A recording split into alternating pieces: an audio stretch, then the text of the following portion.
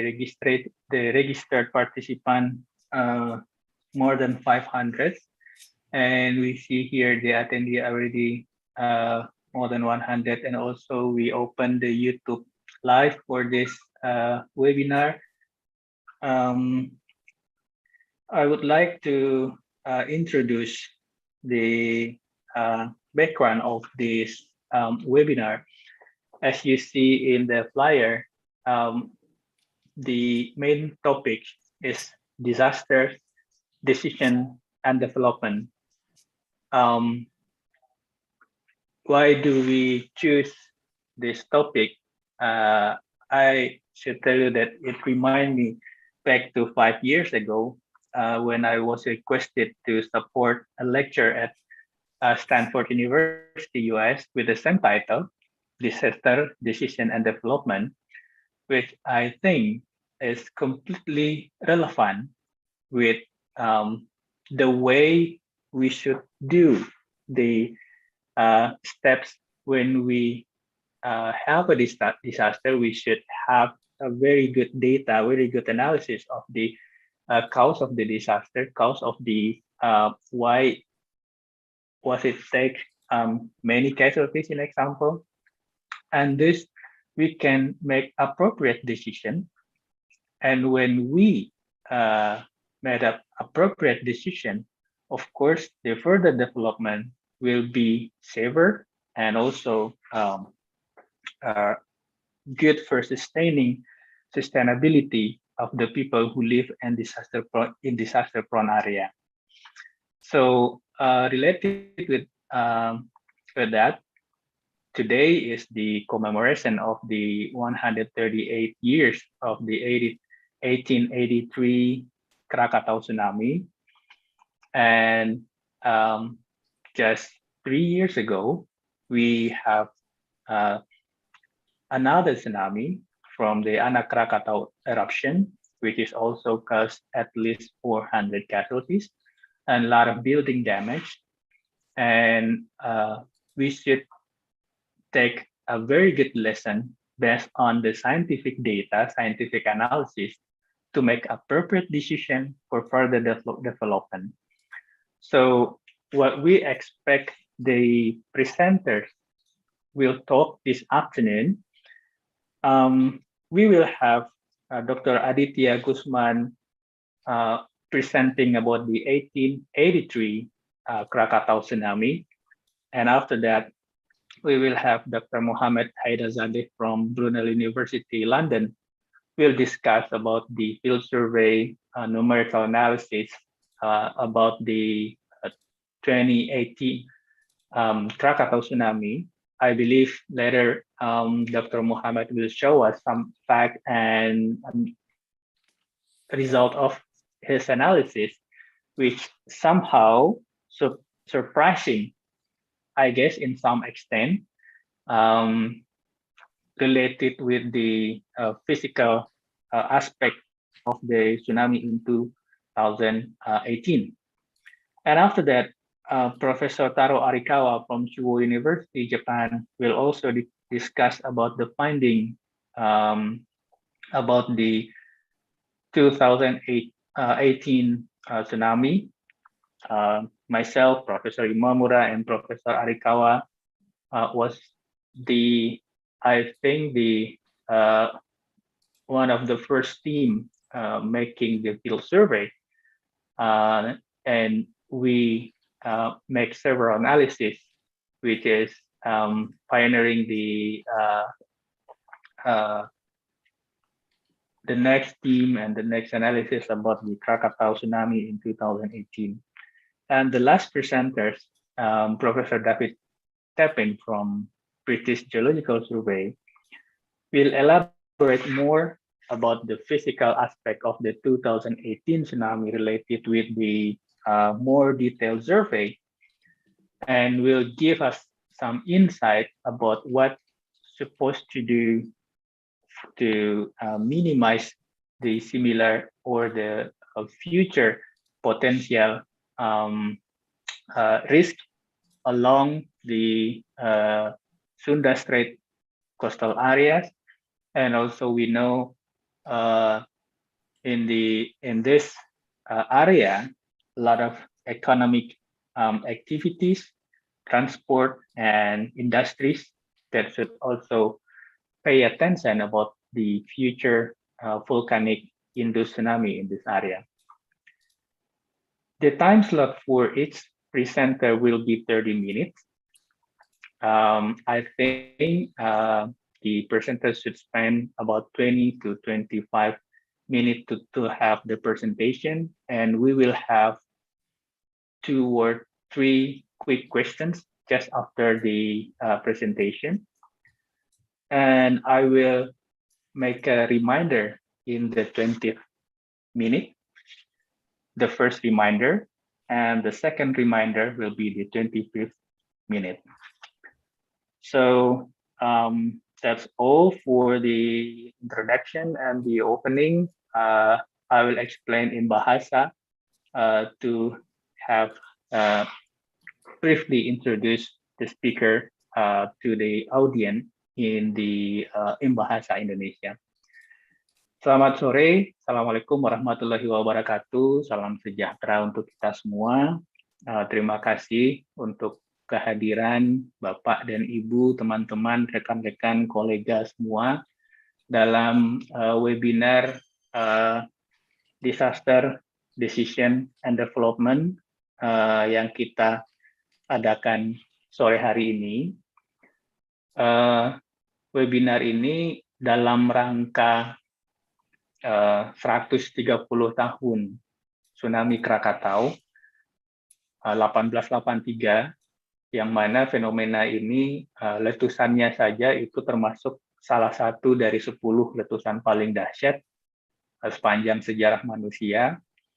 Kemudian efek dari letusan ini, dari kolapsnya gunung ini, menimbulkan tsunami yang menyapu hampir seluruh pesisir Selat Sunda, dan saat itu menimbulkan korban yang tidak sedikit, yang mana kejadian ini kemudian berulang di tahun 2018, meskipun dalam skala yang lebih kecil, tapi tetap mengakibatkan lebih dari 400 orang meninggal dunia dan kerusakan di sepanjang pesisir Anyer dan Lampung. Nah, untuk itu, kami dari BNPB, Pusdatinkom BNPB, menyelenggarakan webinar edukasi ini supaya kita bisa benar-benar melihat dan mengerti aspek fisik dari dua kejadian ini, 1883 tsunami dan tsunami tahun 2018, sehingga dari flow yang dari topik kita, Disaster Decision and Development, ketika kita punya bencana, maka kita harus bisa menganalisis data, apakah itu namanya forensik bencana, dan lain-lain untuk membuat keputusan tentang rehab rekon dan penggunaan daerah rawan bencana ini nantinya yang akan menentukan garis pembangunan di daerah rawan bencana ini, apakah kita bisa membuat itu lebih aman, lebih aman untuk generasi berikutnya, atau malah sebaliknya. Ini benar-benar bergantung kepada kita menganalisis penyebab, karena kita tahu bencana geologi ini pasti berulang. Sekali dia terjadi di masa lalu, pasti dia akan terjadi di masa depan. Jadi sebenarnya kalau misalkan kita punya sejarah kejadian bencana gempa, tsunami, atau letusan gunung api di masa lalu, maka kita hidup sebenarnya dari kejadian itu ke kejadian berikutnya. Sore hari ini ada 4 narasumber. Yang pertama adalah Dr. Aditya Riyadi. Dr. Aditya Riyadi ini menyelesaikan PhD-nya di Hokkaido University, Jepang, dan sekarang bekerja sebagai senior researcher di GNS Science New Zealand. Kemudian pembicara kedua adalah Dr. Muhammad Haidarzadeh. Beliau sekarang adalah Associate Professor di Brunel University London. Kemudian pembicara ketiga adalah Profesor Taro Arikawa. Beliau adalah Professor of Civil Engineering di Chuo University Jepang. Kemudian pembicara terakhir adalah Profesor David Pepin yang merupakan senior principal di British Geological Survey. Teman-teman yang bergerak di geologi atau geofisik, saya rasa pasti tahu dengan Profesor David Pepin ini. Masing-masing peserta akan ada waktu 30 menit, di mana mungkin 20 sampai 25 menit akan dimanfaatkan untuk presentasi, kemudian 5 menit untuk tanya jawab cepat, 2 atau 3 pertanyaan. Mungkin itu sebagai pengantar. I think we are ready to have the first speaker, Dr. Aditya Gusman. You have 30 minutes, 20 to 25 to talk, and we will have 5 minutes for quick question. Time is yours.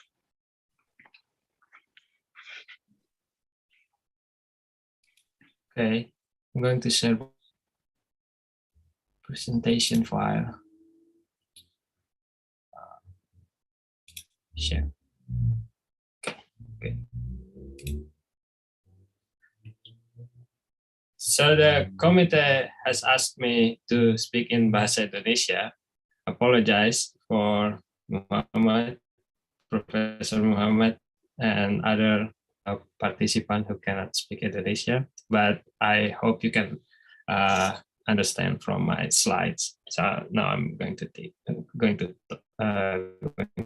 speak in Bahasa Indonesia. Terima kasih atas kesempatan yang diberikan kepada saya untuk berbicara di acara ini. Saya akan bercerita tentang kejadian tsunami Krakatau tahun 1883. Jadi sebagaimana tadi sudah dijelaskan kalau letusan Gunung Krakatau tahun 1883 adalah salah satu letusan yang terbesar. Ini ada dua buah ilustrasi yang menunjukkan letusan Krakatau pada 1883, terus kemudian ilustrasi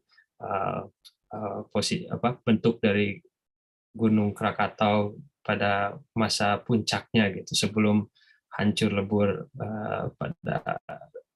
pada kejadian 1883. Jadi kejadian letusan tentunya tidak terjadi sekali, tapi sebelum klimaksnya pada tanggal 27 Agustus itu sudah terjadi letusan-letusan sebelumnya pendahuluan. Kemudian letusan-letusan pendahuluan itu juga sebenarnya sudah membangkitkan tsunami yang kecil. Tapi yang akan saya bahas di sini adalah kejadian yang utamanya, letusan terbesar yang menghancurkan gunungnya dan menghasilkan tsunami yang sangat tinggi. Jadi hanya sebagai mengulang kembali apa yang sudah kita ketahui, sumber tsunami itu sebagian besar sebenarnya adalah gempa bumi, kemudian ada sumber-sumber lain termasuk aktivitas gunung berapi, kemudian juga longsor bawah laut. Jadi kalau dilihat dari persentase, gempa bumi membangkitkan sekitar 70% dari tsunami yang sedangkan aktivitas gunung berapi hanya 5%. Kemudian ini hanya animasi mengenai tsunami yang dibangkitkan oleh flank collapse. Jadi ini flank collapse ini salah satu mekanisme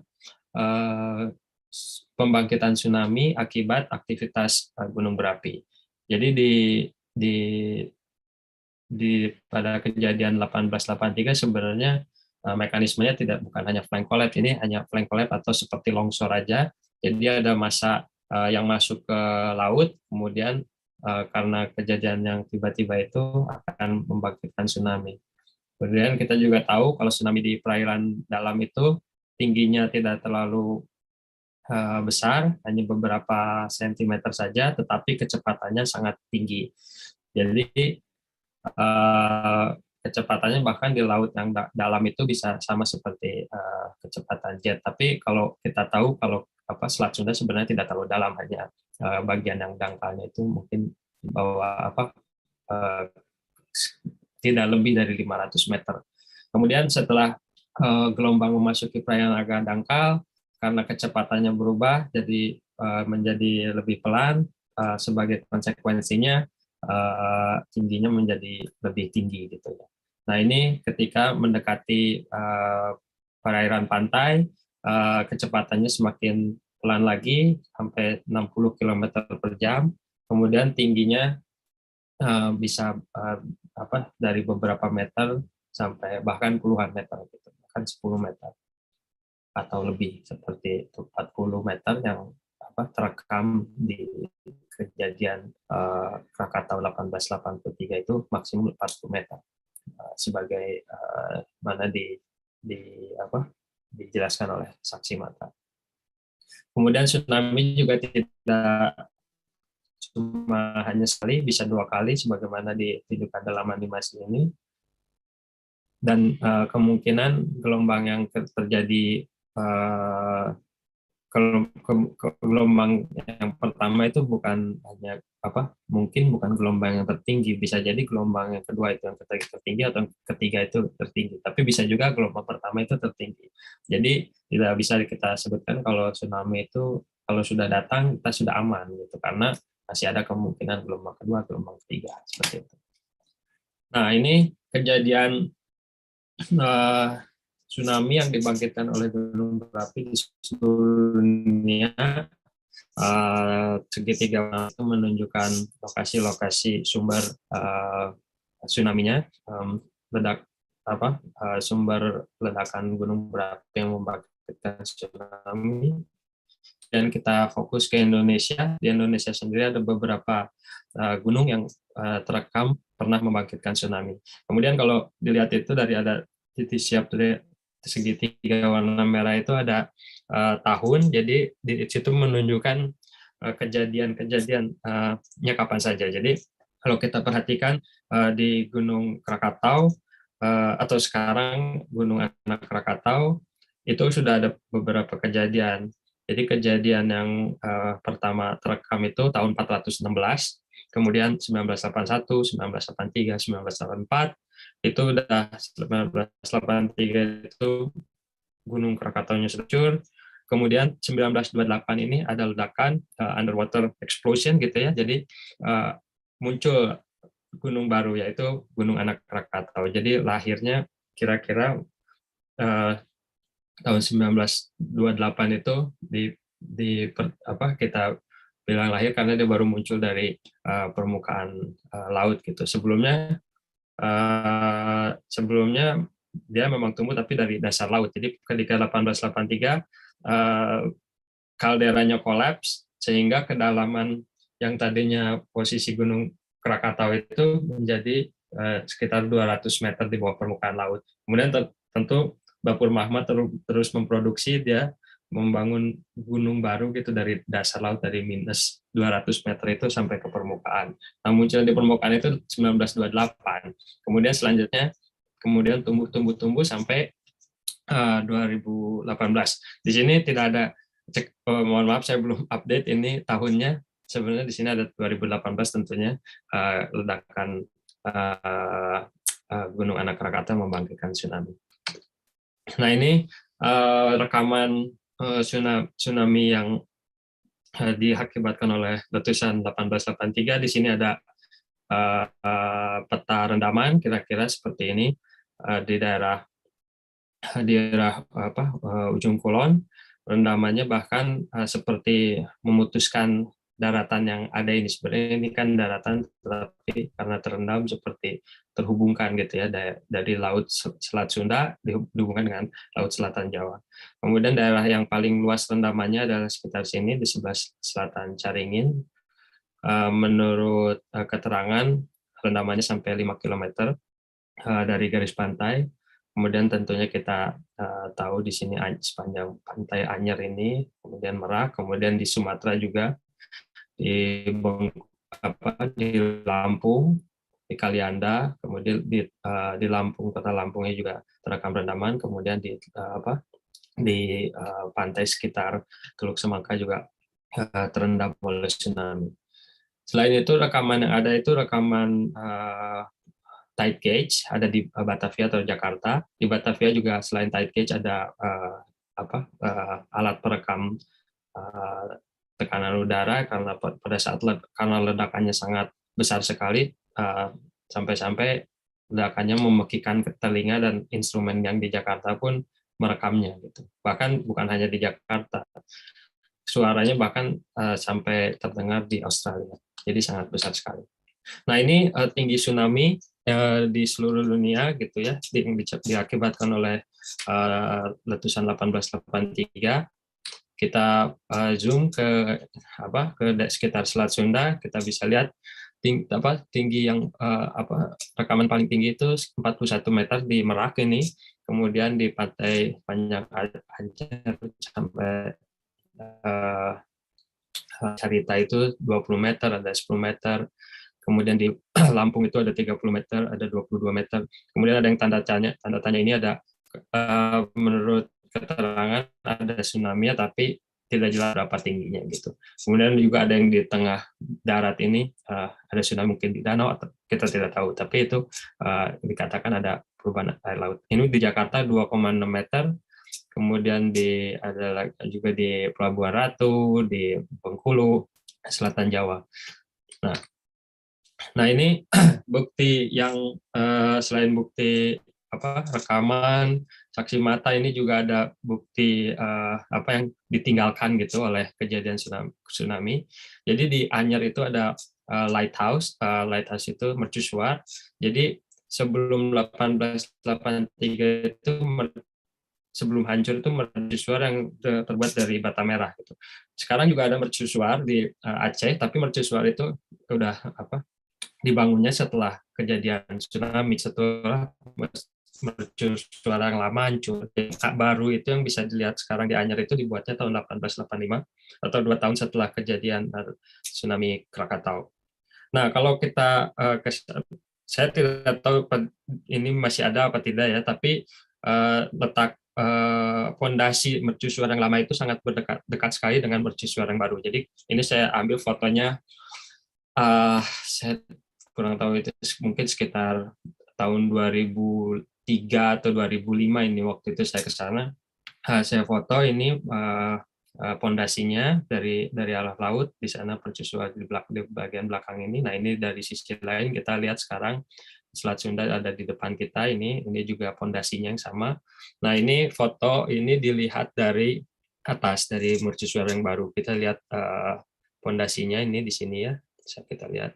Kemudian selain pondasi yang ada di pinggir pantai, kita juga bisa melihat bekas-bekas dari mercusuar itu di sungai. Ada di sebelah timur mercusuar itu ada sungai Cianyer itu. Kita kalau telusuri kita bisa mendapatkan bukti-bukti atau peninggalan fragmen mercusuar yang terbawa tsunami gitu dari pinggir laut ke arah darat gitu ya. Nah, ini kita petakan. Jadi lingkaran-lingkaran ini warna itu menunjukkan tingginya, jadi berubah gitu kalau semakin tinggi, color coded gitu ya. Tapi ada yang warna biru nih. Warna biru ini sebenarnya adalah lokasi boulder. Nanti saya jelaskan boulder dari koral gitu ya, terumbu karang, batu terumbu karang gitu yang besar-besar ukurannya. Jadi kita ke sana mengukur topografi, jadi tingginya kita ukur gitu ya. Kemudian di sini ada posisi lighthouse, mercusuar, kemudian ini lighthouse yang sudah hancur. Nah, ini fragmen-fragmen dari mercusuar yang tersebar gitu ya. Jadi sebelah timur mercusuar itu ada sungai Cianyer. Di sepanjang sungai ini kalau kita telusuri kita bisa menemukan bongkahan-bongkahan bekas mercusuar yang lama gitu ya. Jadi ini bata merah ini dulunya bagian dari mercusuar. Jadi ini bongkahan-bongkahan besar kita bisa lihat di sini, kemudian selanjutnya ada di sebelah sini. Nah, panjangnya saya menemukan sekitar sampai 800 meter dari pinggir pantai. Ada beberapa contoh gitu ya. Kemudian garis merah itu menunjukkan lokasi di mana bongkahan-bongkahan ini terendapkan gitu oleh tsunami. Jadi pada saat kejadian tsunami itu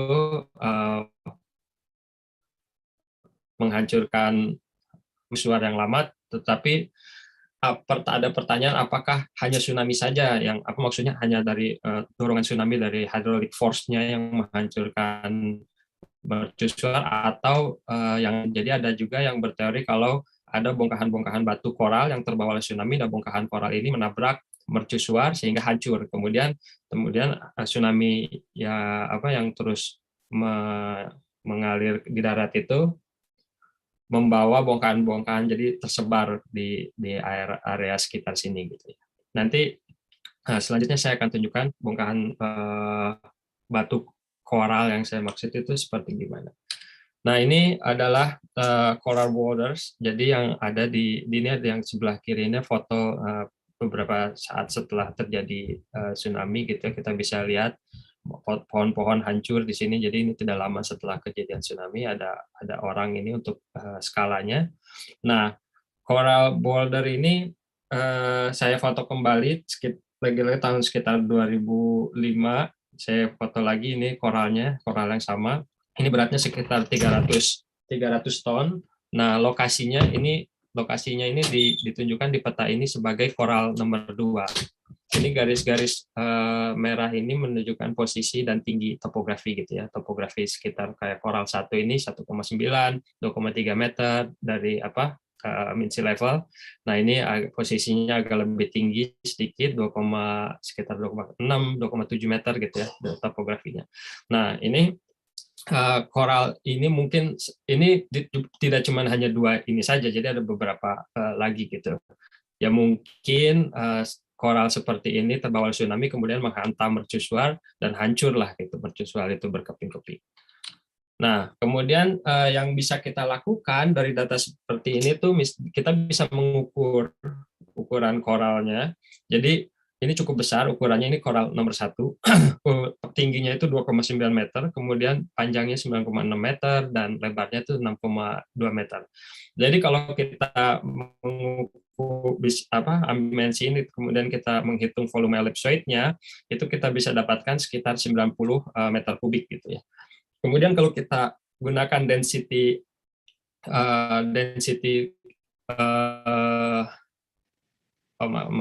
density-nya unitnya kilogram per meter kubik dan density-nya 2100 kilogram per meter kubik.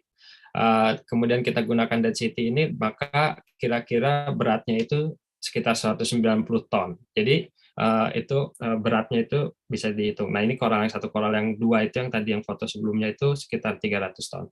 Nah, kemudian kita bisa menggunakan perhitungan gitu untuk memperkirakan kira-kira tinggi tsunami yang diperlukan untuk mengangkat koral sebesar ini tingginya berapa gitu. Nah, ini ada persamaan dari penulisnya ini note 2003.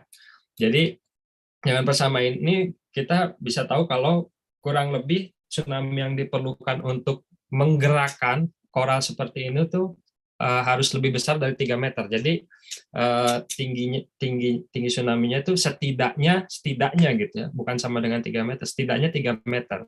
Dan ini bukti kalau batu ini berada di sini karena dia tergerakkan ke sini kan. Jadi tingginya itu sekitar lebih dari 3 meter di posisi ini. Dan kecepatannya itu lebih besar dari 5 meter per detik.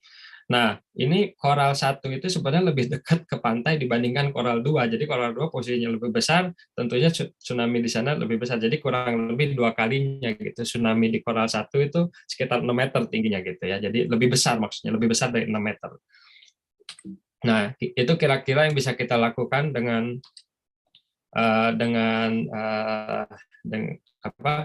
memperkirakan berapa sih tinggi minimum gitu ya di tsunami di sini. Jadi dari koral 1 ini kalau kita hitung lagi dengan persamaan yang tadi, tinggi minimumnya itu sekitar 5 meter di sini.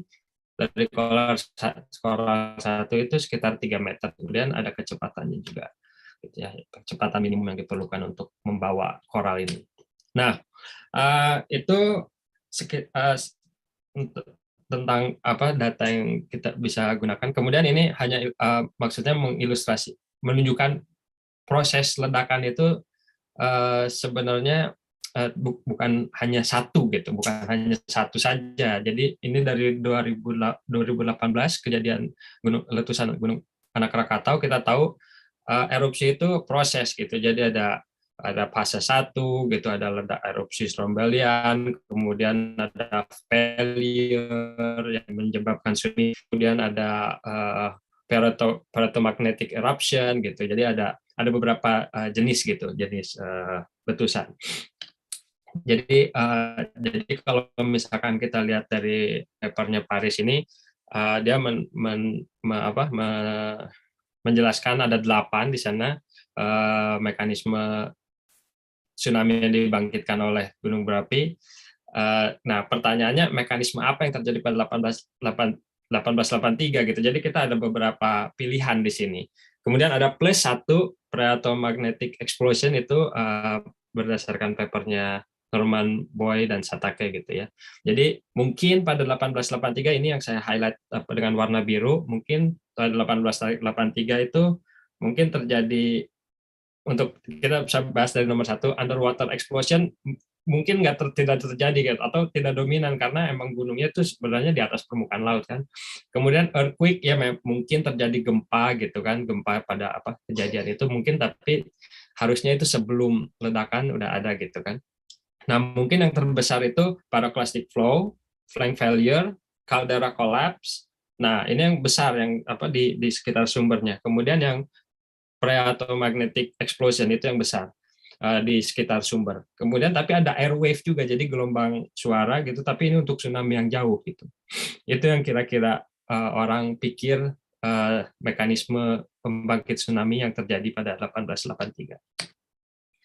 Nah, kita lihat nanti di sini saya akan jelaskan beberapa mekanisme yang dipelajari gitu, mungkin tidak bisa semuanya disebutkan. Tapi di sini data yang penting itu salah satunya di peta ini, hanya gambar ilustrasi aja, anak Gunung Krakatau, kemudian ini Anyer gitu ya. Nah, ini yang mau saya tunjukkan di sini adalah peta batimetri sebelum dan sesudah. Jadi ini berdasarkan kajian dari Maino dan Imam Sensei gitu ya. Jadi ini batimetrinya pada saat 18 sebelum kejadian letusan. Jadi ini masih ada gunung lengkap, tapi di sini sebenarnya ada Rakata itu salah satu puncak. Jadi di Gunung Krakatau itu ada 3 puncak, Danan, Perbuatan, sama Rakata gitu ya. Nah, 3-tiganya itu hancur lah. Jadi sekarang yang tersisa itu hanya sebagian dari Rakata. Jadi sebelum, kemudian ini sesudahnya. Jadi sesudahnya ini batimetrinya berubah. Jadi ada semacam kaldera ini. Jadi kaldera yang terbentuk karena letusan itu sampai kedalaman minus 200 meter di bawah permukaan laut gitu ya. Nah, ini ada bagian sebelah selatan ini bagian Pulau Rakata. Jadi kalau saudara mengunjungi kompleks Gunung Anak Krakatau, kita masih bisa lihat remnant dari Gunung Krakatau yang dulu gitu. Jadi ini sudah tidak aktif, tapi kita bisa lihat sangat tinggi, luar biasa kalau ke sana kita bisa melihat, kita merasa kecil gitu. Nah, ini dari data batimetri ini dilihat perubahannya, ternyata ada seperti endapan gitu, endapan sedimen. Ini mungkin sebagai salah satu bukti adanya pyroclastic flow yang membangkitkan tsunami pada kejadian 1883. Pyroclastic flow itu sebenarnya awan panas gitu Aditya, dengan I just kecepatan. reminder that you have spent 20 minutes. First reminder. Okay, thank you. Jadi awan panas dengan kecepatan yang tinggi, ketika dia memasuki bertemu dengan air, dia bisa membangkitkan tsunami gitu ya. Jadi ini salah satu eksperimen gitu ya. Di sini ada kira-kira ada fluid granular material yang bisa merepresentasikan pyroclastic flow, ada rem, kemudian dilepaskan, itu pintunya dibuka, kemudian granular material ini masuk ke air, kemudian membangkitkan tsunami. Ini salah satu penelitian bagaimana interaksi antara pyroclastic flow dengan dengan kolom air gitu ya. Jadi di sini bisa lihat kita bahwa material itu bisa mendorong air sehingga menyebabkan mendorong air dan membangkitkan tsunami seperti ini. Kemudian materialnya bisa ke atas, tapi bisa juga bawa ke bawah gitu, ke bawah ke bawah kolom air. Nah, ini ada model lagi-lagi dari Meno dan Imamura. Jadi di sini ada model 2 layer, yang satu model tipe pyroclastic flow yang densitasnya tinggi, yang seperti yang A ini densitasnya tinggi, jadi ini pyroclastic flow-nya berada di bawah kolom air gitu ya. Kemudian ada juga tipe pyroclastic flow yang densitasnya rendah. Jadi karena densitasnya rendah, dia mendorong tapi dia ke atas muka air gitu. Tapi tetap dua-duanya menyebabkan muka air tinggi dan menyebabkan air ini menjalar sebagai gelombang tsunami gitu ya. Nah, ini dengan model pyroclastic flow dia jadi diambil initial condition gitu, seperti awan panas dari atas kemudian dilepas ke bawah, dan materialnya ada yang masuk ke bawah, di bawah di bawah kolom air, ada yang di atas kolom air gitu. Dua-duanya bisa membangkitkan tsunami. Kemudian ada juga magnetic explosion. Menurut paper mereka ini dan papernya Satake-sensei juga kemungkinan yang terbesar itu yang utamanya, tsunami yang utamanya dibangkitkan oleh magnetic explosion gitu ya. Ini ada sequence dari 0 detik sampai 18 detik, bagaimana pada saat ledakan muka air seperti ini kira-kira, kemudian detik ketiga, detik ke-6, dan seterusnya. Jadi muka air perubahannya seperti itu. Ini dibandingkan 3 hasil simulasi dengan 3 mekanisme sumber yang berbeda. Jadi ada pyroclastic flow, jadi seperti ini, ada Caldera collapse, ada magnetic explosion. Orang tidak pikir Caldera collapse itu mungkin karena tidak mungkin baru utama, karena kolapsnya Caldera itu perlu waktu beberapa menit gitu, jadi lama gitu, beberapa menit, tidak tiba-tiba gitu. Kalau pyroclastic flow sama pre-magnetic explosion itu kejadiannya bisa tiba-tiba. Kemudian hal yang menyebabkan orang kurang favor dengan Caldera collapse teori itu karena dia leading wave-nya negatif gitu. Kita punya leading negative wave karena dia collapse ke bawah, jadi airnya surut dulu. Padahal menurut saksi mata, gelombang yang pertama tiba itu positif. Ini juga terekam di tide gauge di Jakarta gitu ya. Di tide gauge Jakarta, tsunami-nya datangnya pertama positif dulu. Jadi mungkin pyroclastic flow atau pre-magnetic explosion. Nah, seperti itu. Nah, ini mungkin bagian terakhir, ada 3 slide lagi yang saya akan presentasikan. Ini saya mencoba simulasikan tsunami di Merak. Jadi Merak itu tsunami-nya sekitar 41 meter berdasarkan rekaman sejarah gitu ya. Jadi mungkin karena bentuknya gitu, jadi bentuk topografinya yang menyebabkan tinggi tsunami di sini sampai 40 meter. Jadi emang berdasarkan keterangan tuh ada rumah orang Belanda dulu yang berada di bukit, tapi tsunami-nya tetap sampai sana gitu, sampai rumahnya hancur gitu. Kita sempat mengunjungi bukit itu, bukitnya emang cukup tinggi gitu, tapi berdasarkan keterangan itu hancur. Nah, mungkin karena topografi, kombinasi topografi dan tsunami yang tinggi. Jadi ini posisi kondisi Merak sekarang, ada pelabuhan feri dan banyak perumahan gitu. Kemudian kita lihat lembah di sini, ada ini bukit di sini, ada 2 bukit gitu ya, di tengahnya ada lembah. Nah, ini kita simulasikan. Ini hanya zoom in gitu. Jadi tsunami kira-kira sampai di Merak itu 44 menit setelah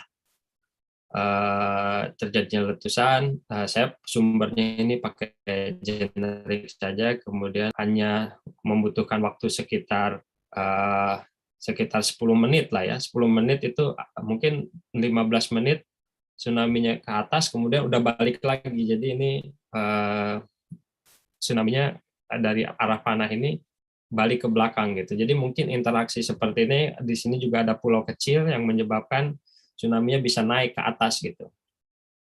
Jadi tapi untuk Untuk simulasi ini sebenarnya saya tidak bisa menghasilkan tsunami sampai 40 meter ya, jadi hanya sampai 20 meter ini juga. Jadi mungkin masih banyak sih sebenarnya yang perlu dilakukan, seperti topografinya yang bagus gitu, atau mungkin modelnya lagi yang diperbaiki gitu kan. Kemudian itu dari sumbernya, jadi ada beberapa faktor yang perlu dipertimbangkan, dan saya rasa ini kesempatan untuk melakukan penelitian lebih lanjut. Ini hanya slide terakhir ini saya tunjukkan ini kondisi Merak seperti ini, ada stasiun Merak, ada kotanya di dalamnya, kemudian rendamannya seperti itu. Ya, terima kasih. Semoga tidak lebih dari waktu yang diberikan.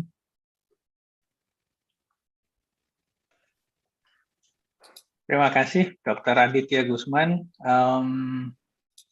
22 menit, so we still have time for 1 or 2 quick questions. Ada satu pertanyaan dari Pak Gatot Arif Widodo. Apakah ada analisa paritan di lokasi tsunami Krakatau, baik di wilayah Banten atau Lampung? Itu yang pertama. Yang kedua, seberapa jauh inundasi tsunami Krakatau, baik di Jawa ataupun Lampung? Jadi kalau paritan maksudnya untuk melihat sedimen tsunami, sedimen akibat tsunami Krakatau gitu ya. Jadi saya pernah mengunjungi ke sana sekitar tahun berapa ya? 2003 pertama saya ke sana itu menemani peneliti dari Jepang, Profesor Nishimura. Jadi kita mencari bukti-bukti endapan tsunami dengan menggali. Jadi kalau kita menggali beberapa lokasi, bukan paritan karena itu cuman beberapa hari saja kita ke sana. Jadi kita coba explore gitulah, hunting lah, sedimen hunting aja. Jadi kita gali, kemudian kita menemukan layer koral. Jadi koralnya kecil-kecil, tapi tebal, lumayan tebal, beberapa puluh senti lah ketebalannya. Selain itu kita juga menemukan layers koral dan ada pamis gitu. Jadi mungkin itu dari dari ledakan Krakatau membawa pamis gitu ya. Selain membawa koral, pamisnya juga terendapkan di situ. Kemudian saya pernah mengantar peneliti lain, Andrew Moore dari Amerika, itu juga mengunjungi tempat-tempat lain, sama kita menemukan layer yang jelas sekali itu. Sebenarnya kita mau mencari layer pasir, tapi yang jelas terlihat itu sebenarnya layer koral gitu, koral-koral kecil dan lumayan tebal itu. Kita juga menemukan layer-layer pasir gitu sepanjang Anyer sampai Carita gitu. Kemudian kalau rendaman kalau berdasarkan keterangan ya itu paling jauh itu 5 kilometer berdasarkan keterangan sejarah. Tapi kalau misalkan dari bukti sebaran koral sama yang saya lakukan itu sebaran koral sama sebaran remnant dari lighthouse itu ya, itu sekitar di dekat Anyer itu sekitar 800 meter, itu batasnya yang terjauh. Tapi tentunya ini tsunami-nya harusnya lebih jauh dari sana karena kan tsunami membawa koral atau bekas-bekas dari lighthouse itu harusnya beberapa meter gitulah. Jadi logikanya seperti itu. Kemudian di Bengkulu juga ada kurang lebih sekitar ya 500 meter koralnya ada di Bengkulu, bukan Bengkulu, maaf, di Lampung, di sekitar Kalianda juga ada. Mohon maaf saya tidak menunjukkan di sini, tapi ada datanya sebenarnya. Mudah-mudahan itu menjawab pertanyaannya. Baik, terima kasih Dr. Aditya. Mungkin tadi kepada teman-teman para peserta webinar yang mungkin tidak mengikuti dari awal, saya informasikan kembali bahwa Dr. Aditya adalah peneliti Indonesia yang saat ini bekerja sebagai Senior Tsunami Science di GNS Science di New Zealand. Terima kasih untuk waktunya. Beberapa hal tadi yang saya catat tentang tsunami 1883, sebenarnya kita memiliki eviden yang jelas di lapangan. Ada koral, ada sisa-sisa dari lighthouse tower yang sampai saat ini masih ada di Sungai Cianjur. Tetapi sebenarnya ketika kita berbicara meneruskan informasi itu kepada masyarakat yang sekarang ada di situ, how to preserve dan how to send the message through this evidence become important gitu. Jadi bagaimana kita mempreservasi kemudian menyampaikan pesan kebencanaan atau menyampaikan apa yang terjadi dulu di masa lalu kepada masyarakat sekarang menjadi sangat penting untuk kesiapsiagaan.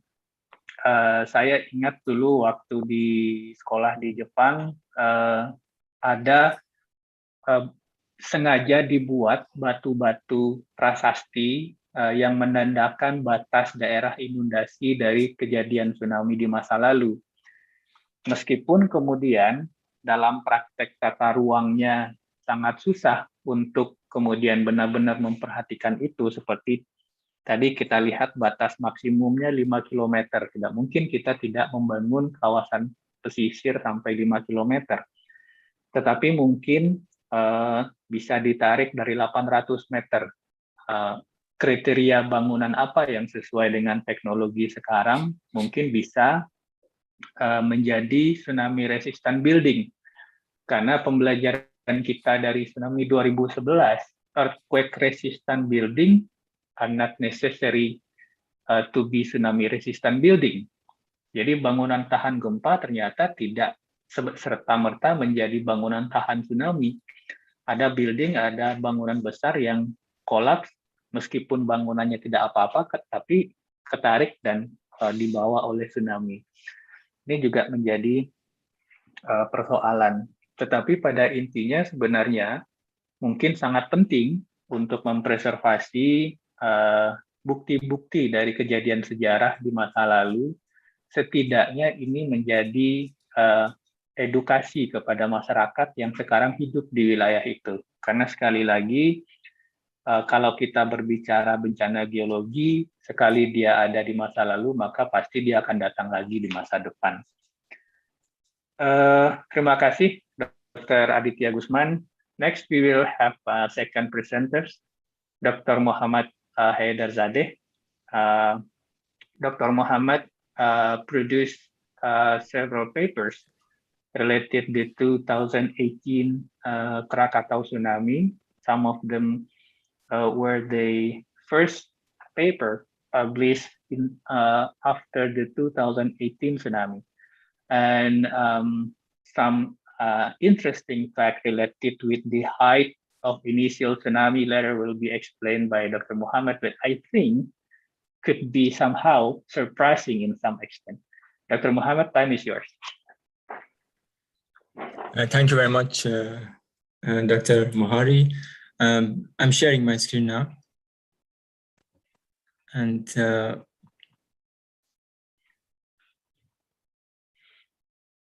so can I check that you have my screen now, my presentation? Yes, perfect. Just to confirm that I'm now moving to the full screen. Thank you very much, Dr. Mohari.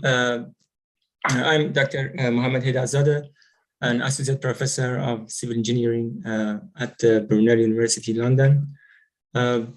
Before I start, I would like to thank many of my colleagues that contributed to the content of this presentation. I had the honor actually working with many scientists in Indonesia, including Dr. Mohari. We have produced several papers together. A paper on the Palu tsunami, another paper on this Krakatau event. I worked with Dr. Gusman, the previous speaker. Thank you, Aditya, for your fantastic presentation. You see here the logo of many institutions that I worked in Indonesia, BNPB, which is affiliated, Dr. Mohari is affiliated, LIPI, BPPT, Professor Vijo Kongo. I think Vijo is in this presentation, in this meeting. I thank all of my collaborators and the researchers who contributed to our research in Indonesia. The presentation today is about the Anak Krakatau, the 2018 Anak Krakatau, and I'm going to talk about the field surveys that we have done and the numerical modeling.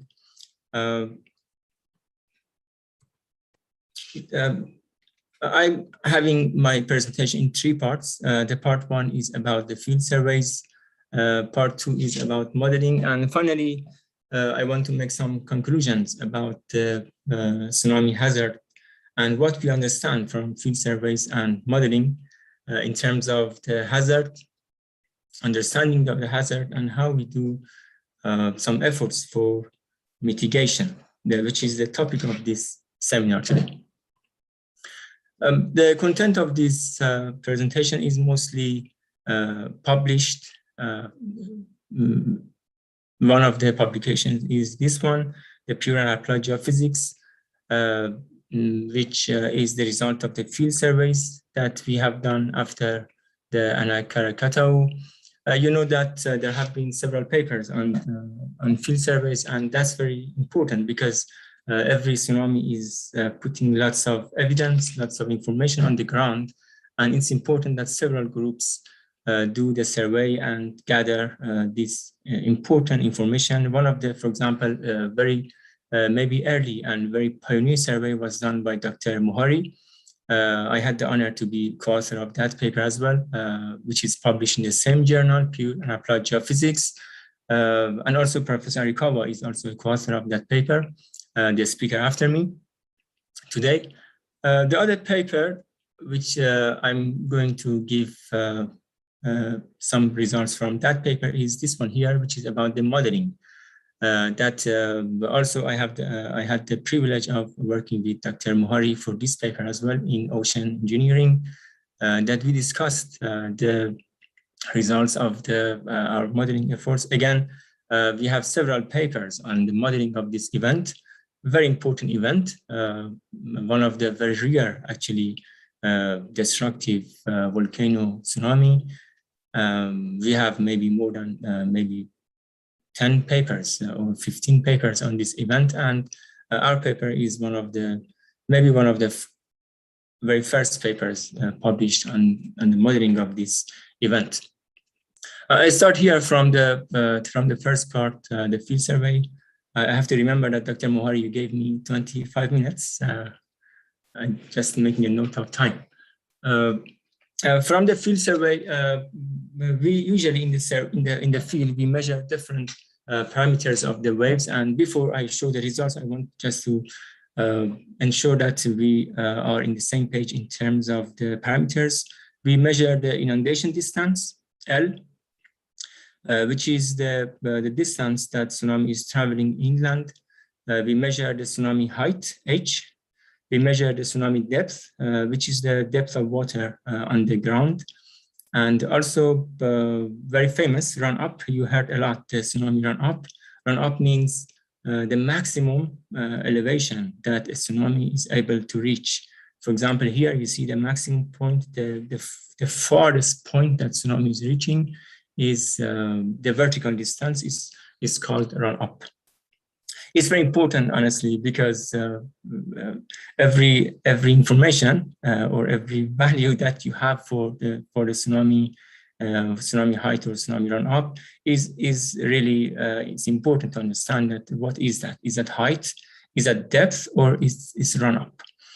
I just now showing some of the results. For example, here is in the Stefani Villa. At the Java coast of the Sunda Strait. You see some pictures here that it was actually a villa with maybe 10, 15 rooms. And unfortunately, 46 people were killed here. And look at the tsunami height at the panel A. You see that here, that the tsunami height was around 3 meters here. And unfortunately, 46 people, just only one hotel, one coastal residents, we lost 46 people, and it's very, very unfortunate. And I explain a little bit more further in this presentation that why this happened. Further south, we are in Somor, and you know that Somor also had a very large fatality rate. 70 people were killed in Somor. And just again, look at the tsunami height, which is 2.5 meters. You see in panel A. In panel C, I put 2.3 meters. In panel E, 2.9 meters. And these are really not very, very high tsunami height, not very high tsunami elevation, to be fair, compared to other tsunamis that we had, destructive tsunamis that we had in the past. But you know, here again we lost 70 people, and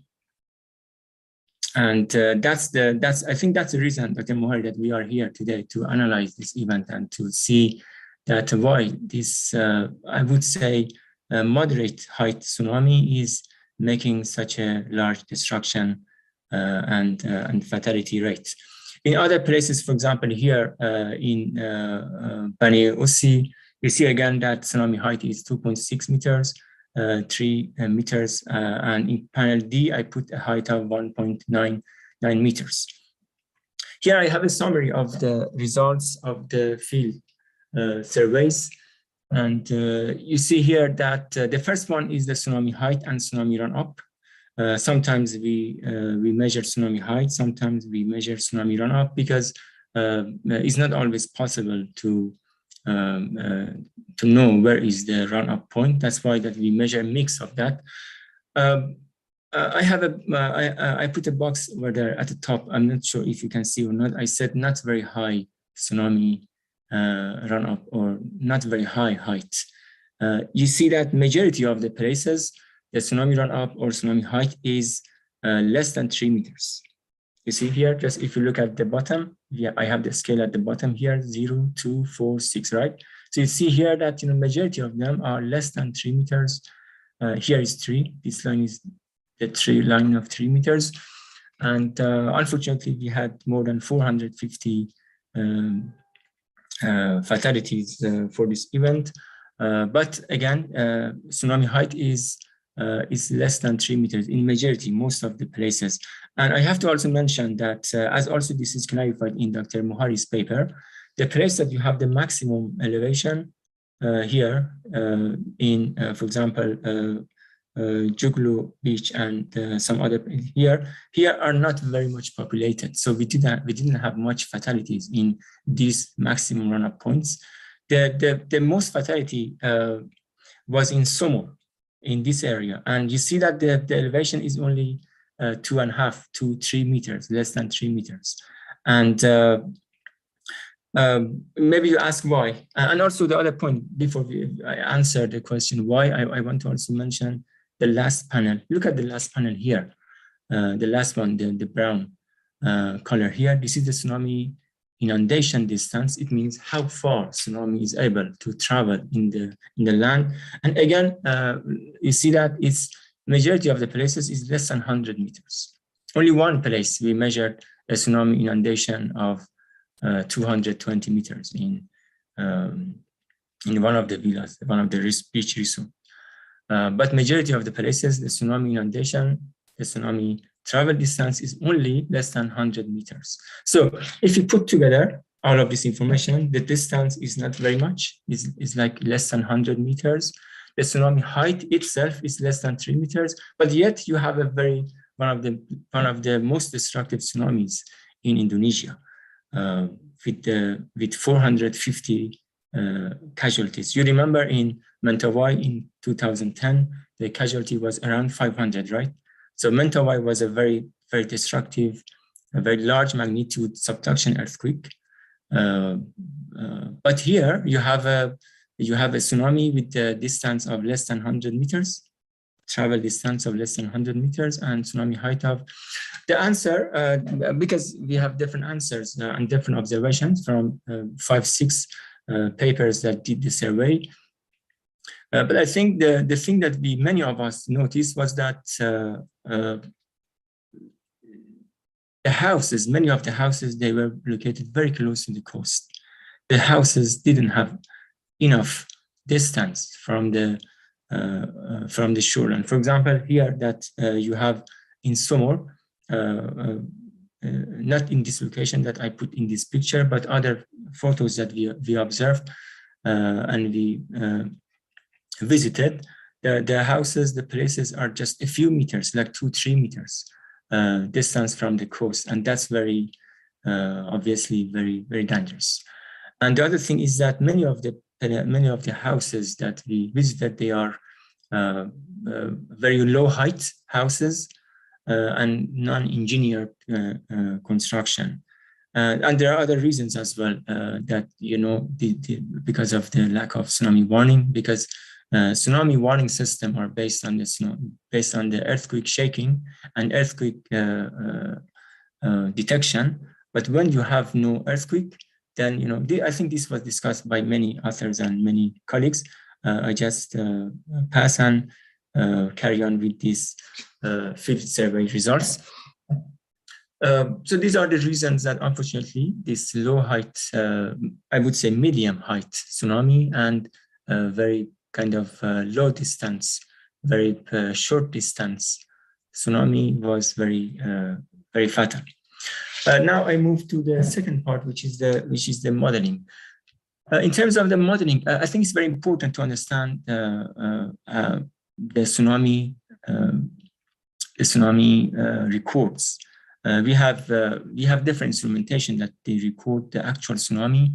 And for example, for the case of the Krakatoa, we had 6-7 tide gauges that they measured the actual tsunami. What I want to point out in this slide is that if you look at the inside the strait, you have very high tsunami amplitude of, for example, 120 centimeters in Marina Jumbo. In Siwandan, you have also like 60, 70 centimeters of tsunami height. But if you look at just a few kilometers out of the Sunda Strait, for example, here at the last one,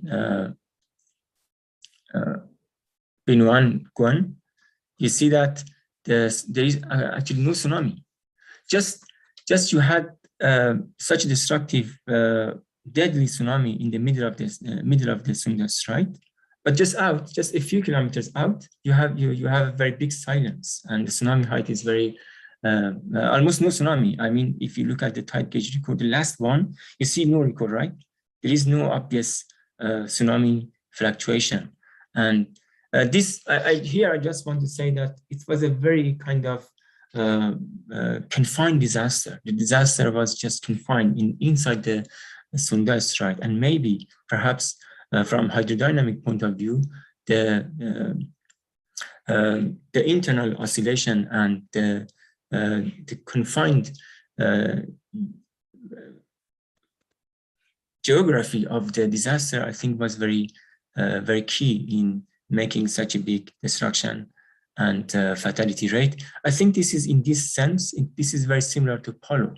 You remember that at Polo, we had all of the fatalities inside the bay, right? So it was a very confined bay with the width of like 7 kilometers, very confined, very narrow. And you have more or less same situation here. You have a very narrow, very confined Sunda Strait. And as I said, this is the actual tsunami record. And you have no tsunami, no disaster outside of the Sunda Strait. Everything, all of the disaster was confined inside. And the other point is from the tsunami period. If you look at the tsunami period, you see that you have a very actually short period wave, only 6-7 here in this wavelet results. You see the fluctuations of the tsunami peak spectra peak period over time. You see that as time is passing, the white line here is the eruption time, and then the first tsunami that arriving in most of the stations, tide gauge stations, is having a very short period of 7 minutes.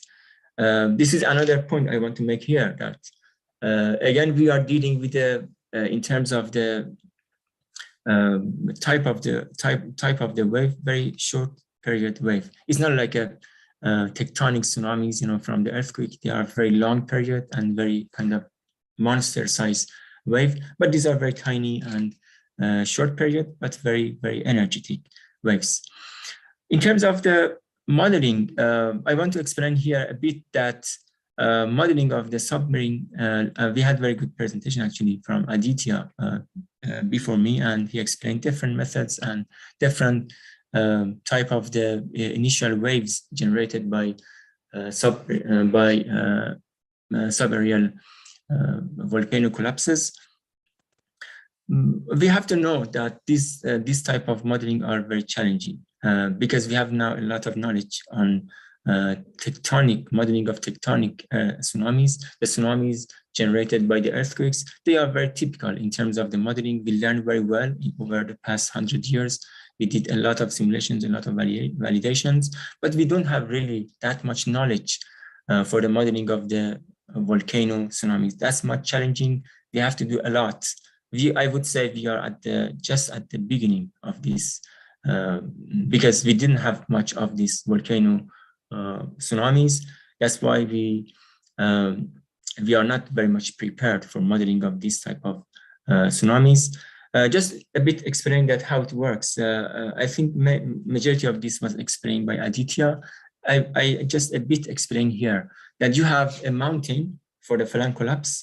You have a mountain actually collapsing into the sea, and this collapse is making this disturbance on the sea surface and the ocean water, and making a wave. A wave, for example, I put here A and L. I mean actually the initial height, the initial amplitude of the wave, and then you have also the length, the initial length of the wave. So the mountain collapse is actually transformed to a tsunami, to an initial wave that which is actually the generator of the tsunami. This is a challenge. The challenge is here. If you have a mountain with the height of 228, and for example, with the base of 1,000 meters here, for the case of the Krakatau, the challenge is that how much is A and L, the A sub ini and L sub ini? How much is that? How do you do this translation? This is a challenging task that I think we don't have really much knowledge about this. We don't have any much equations to tell us if we have a mountain collapse, how much of this is translated to a tsunami. What's the relationship between, for example, the height of the mountain, 228, and the height of the tsunami, A in here. So these are the challenges that we are working on this topic, and we have to encourage our colleagues on this call here that these are very important challenge that we all need to take this challenge and help more, adding more information on this topic. We have, of course, some progress. For example, in 2016, we have this experimental work by McFall and Fritz, our colleague Dr. Fritz, that they are actually working on this. They have worked on this, and they try to give some empirical equations, explain what is the relationship, as I said, between the height of the mountain and the size of the tsunami. For example, for this case here, the AC is the amplitude of the tsunami. I call A caps letter A, but here is a small letter A. Anyways, we for our modeling, we didn't Mohammed, have really... 20 minutes already passed. Thank you very much, Abdul. So we didn't have really much information on this. So we did a trial and error. We just tried different things, and we just wanted to see which one is, is helping to reproduce the actual tsunami observation. We had 5 actual tsunami observations by tide gauges, and finally, we had this information here that the height of the tsunami must have been like around 100 meters. I mean, after this collapsing into the sea, then it's producing like very, very, very large amplitude wave. It was very interesting because this was a challenging information and a very challenging kind of modeling, but we were one of the maybe pioneers to take up this challenge and work on this. And I was very pleased to see that other colleagues after the papers that came after us, they also more or less reported similar results. For example, Paris et al., Ren et al., Sengoffen et al. Also, they have similar results that it shows that this was a very huge wave that generated such a big tsunami. How about the hazard implications and what we understand? I just, based on the modeling and the field surveys that we have done, I put here a few, I would say lessons, but I assume that there are many lessons to take, and that there are many papers that are published and are being published even now after the Anak Krakatau. But the lesson, the first one is that many houses were really on the shore, as I said, very, very close to the shore. And they had a very low height and also non-engineered in terms of the strength of the material. And we also noticed that many houses that were built with the distance of more than 100 meters, they survived. So it means that it was, it was like the 100 meters was like a barrier between surviving and being destroyed. And I think this was very important for us in terms of the tsunami awareness, tsunami education, and also building codes and tsunami engineering. That we may need to work more on the tsunami awareness and tsunami education. I know that Dr. Mohari, you in BNPB and other colleagues in Indonesia are working on the tsunami awareness. You work with many communities across the Indonesia. We have to carry on. This is very, very important to just communicate all of this information to our fellow citizens in coastal area to help with the tsunami education and the knowledge. And the second one is, as I said, we have to pay special attention to the tsunami sources that are having a very confined geometry, very confined geography. As I said, you see here also the results of from the Professor Arikawa and Dr. Mohari. I think this is the first paper that you published after the Palu tsunami. That in Palu, we had the same situation. All of the destruction was really confined and concentrated inside the Palu Bay. Same in the Anak Krakatau. So in my view, we need to pay more attention. The situation becomes much worse if you have confined geography. If it's open ocean, tsunami wave has the opportunity to be propagated in different direction, and we wouldn't have much serious destruction. But confined geography is a big problem that we saw in both Palu and in Sunda Strait. And the other lesson that I put here is about the tsunami warning system, that traditionally tsunami warning systems are based on the earthquake detection.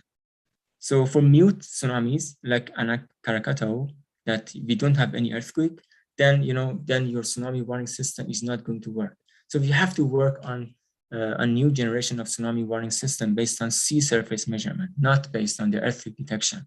This is the line of activity that Dr. Guzman, our previous speaker, is now working on tsunami detection using offshore buoys. I think that's the future of tsunami warning, and I think we need. I know that Dr. Mohari, you also have been working on this to promote in Indonesia. I hope that we can have more progress on this front. And the last lesson I put here is the challenge of data. We don't have really much data for tsunami and earthquake studies in Indonesia in general. Your country, Indonesia, is among the most complicated places in terms of the tectonic setting. You have numerous subduction zones. It's unbelievable. numerous subduction zones that you have in East Indonesia, East Timor, Seram subduction zone, of course, the Java, the Sumatra. You have numerous volcanoes. You remember the slide from Dr. Gosman's presentation that he put a slide about the volcanoes in Indonesia. You may have, I hope it never happens, but you have to be prepared that an Krakatau could be repeating in, I hope not, but in other places in Indonesia. We have to be prepared for that, for flank collapse of volcanoes. So we need data, and we have to generate more data about the tsunami. So I want to talk to you. I know that many of you are master and PhD students, and I met many of you in my several trips to Indonesia. And I want to ask you that how you can help. And I want your contribution that how you can help for tsunami and earthquake resilience in Indonesia. In my view, there are 4 lines that you can contribute. Tsunami awareness and education, how you can, when you are having field surveys, when you are having a dissertation topic, when you meet community, please work on this tsunami awareness, education, and communication.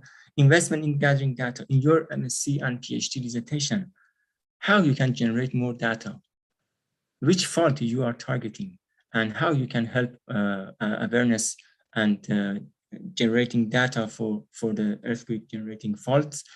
A new warning system in your dissertation, master or PhD dissertation, how you can help with the new warning system based on the sea surface measurements. And the last one is the special attention if you are dealing with your dissertation, with your supervisor professor, think about this topic, how tsunami is amplified in confined geographies. And in my view, all of us, the tsunami and earthquake challenge in Indonesia is very, very big. And I think all of us, we have to work together, all of us in this call, no matter you are a professor, a student, a manager like Dr. Mohari, or a community civil servant, all of us, we have to work together to produce information and data in these different lines. Thank you very much, everyone. Appreciate your time. And Dr. Mohari, thank you very much. Back to you. Thank you, Mohammed. Very nice talk. 4 lessons. The first one is these who were located within 100 meters from the shore affected severely, and a lot of building damage and casualties. This is crucially important for us for the next coastal land use planning, where basically in Indonesia we have regulation about the coastal land use planning, where the area within 100 meters from the shore should not be used for residential. We can use it for temporary activities such as the fisheries and others, but of course the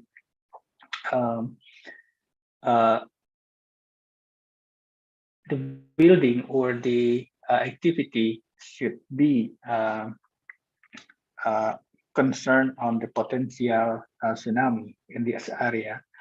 And the second lesson, you mentioned about the similarity of Palu and how to make further assessment about this future similar disaster in the future. And of course, it will be closely related with the warning. As you mentioned, that the conventional tsunami warning related with the earthquake, where we know the initial tsunami start from the earthquake, but in terms of Krakatau, we don't have that T0, so we don't know when the tsunami was created. And the fourth lesson, you're raising the problem about that we really need high resolution data where we can assess the further potential area that probably will be experience similar non-tectonic tsunami in the future. So I think that will be also related with the talk that will be presented by Professor Arikawa soon. But I think this 4th point is very important for us. I also would like to inform you that the participant of this webinar as the local disaster management agency, and also the scientists, graduate student, and also the media. So we would like to create forum that we can share this sort of information to the media. Of course, we are not tending to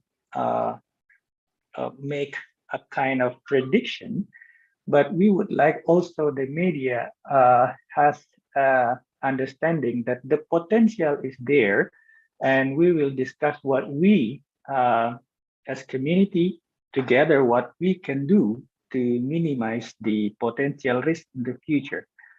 So Bapak dan Ibu semua, kegiatan kita sore ini dihadiri oleh BPBD dari provinsi, kabupaten, kota, kemudian para ilmuwan, mahasiswa, dan juga media. Terkait dengan media, memang ini bagian dari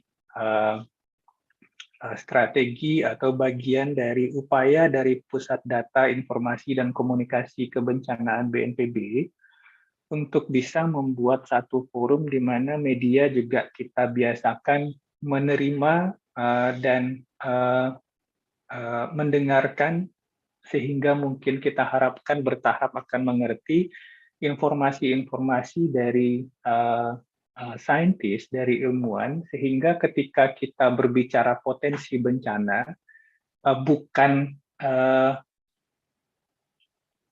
bukan isu bencananya yang kita kedepankan, tetapi pengertian kita untuk memahami itu, lalu apa yang bisa kita lakukan bersama. Jadi sehingga kedepannya kita harapkan tidak setiap kali kita menerima informasi hasil penelitian kemudian berkembangnya menjadi akan ada potensi bencana ini di situ, akan ada potensi bencana itu di sini, yang penekanannya ada di bencananya, bukan dari apa yang harus kita lakukan untuk menghadapi bencana itu. Jadi tadi Profesor Muhammad Haidar Zadeh sudah menyatakan ada 4 pembelajaran penting dari kejadian 2011, misalnya hampir semua bangunan dalam jarak 100 meter dari bibir pantai itu hancur, rusak akibat tsunami. Kemudian ada case seperti Palu yang kita juga harus perhatikan peringatan dininya, dan kita harus benar-benar memperhatikan bahwa kita masih perlu data. Data ini yang mungkin masih kurang kita miliki saat ini, sehingga untuk benar-benar bisa paham potensi kejadian di satu daerah, kita perlu data yang lebih baik. Muhammad, we have several questions actually for you, but I will take one of them because we already ran out of time. Do you record that the estimated arrival time of the tsunami inland? Because the participant name Frank Buce Sinarto, he's saying that the area located closer to Anak Krakatau experienced this tsunami arrival time later than the further one. In example, in Anyer, the tsunami arrival time, or the tsunami arrived in relatively longer time than one arrived at the Ujung Kulon, an example.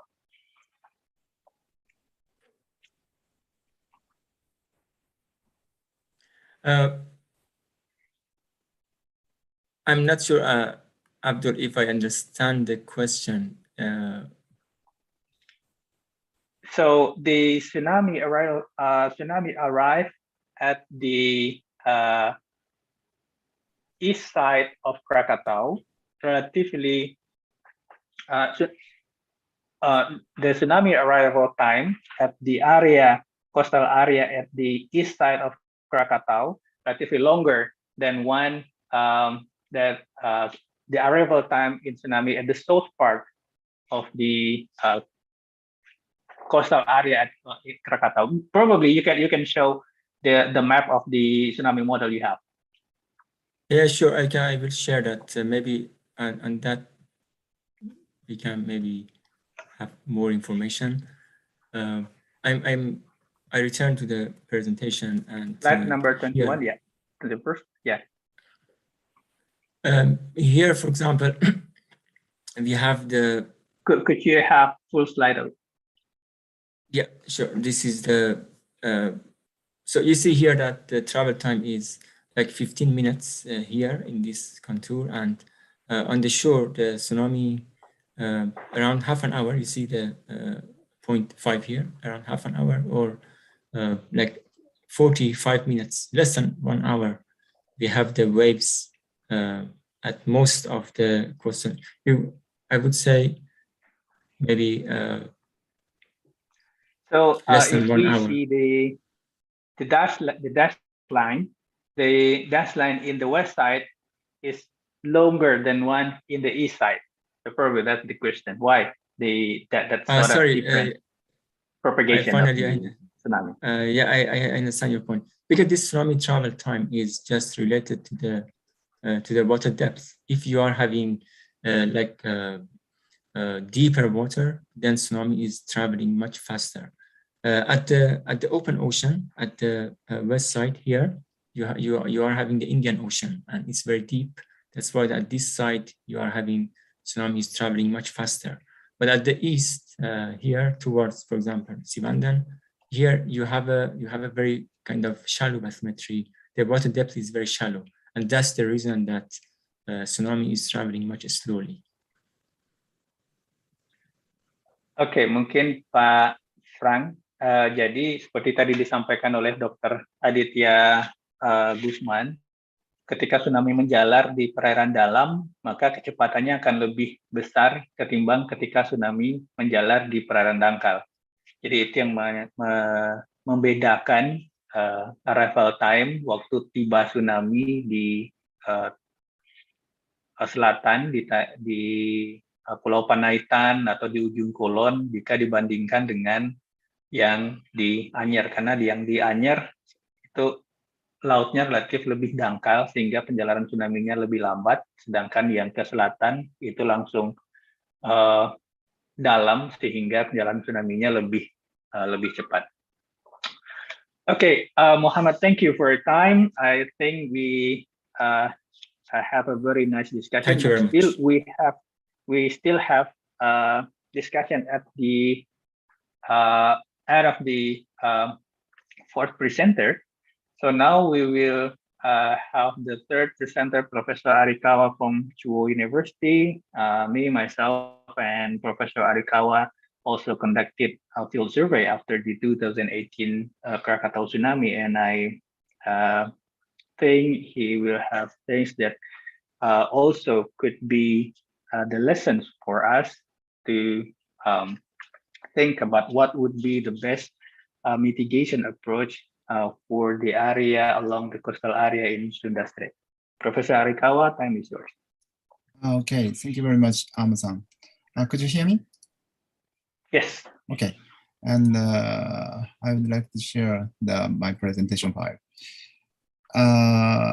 Thank you for inviting me, and thank you for giving me to present such kind of nice conference. I would like to talk about the future research planning that is regarding with the mitigation program, especially for the evacuation planning. So I think Guzman Sensei and Mohammed Sensei, they talk about modeling and the field survey too much. So I focus on the evacuation planning. So this is the guidelines for reconstruction in Japan. So after the Tohoku tsunami, the Japanese government decided to not only the seawards, but also the evacuation planning to mitigate the disaster due to the tsunami. So, but how to plan the evacuation plan is very, very important point. So that I would like to talk about the how to plan the evacuation planning by using the numerical simulations. So this is our new project of the disaster prevention platform in coastal cities. So we would like to we will construct the database for the heavy rain and storm surge and the tsunami. And also we would like to construct the database of the vulnerability of the roads and evacuation places. And the last, how to develop the evacuation support system by using the such kind of database. That is a very big project, very big project of our platform. And we already constructed. We have already constructed these kind of numerical simulations. This is an integrated numerical simulation from the epicenter and the propagation, and the last one is a structure damage. This is a combined the fourth program, and the one is the fourth program. And after that, we connected with the multi-agent simulator due to for the evacuation analysis.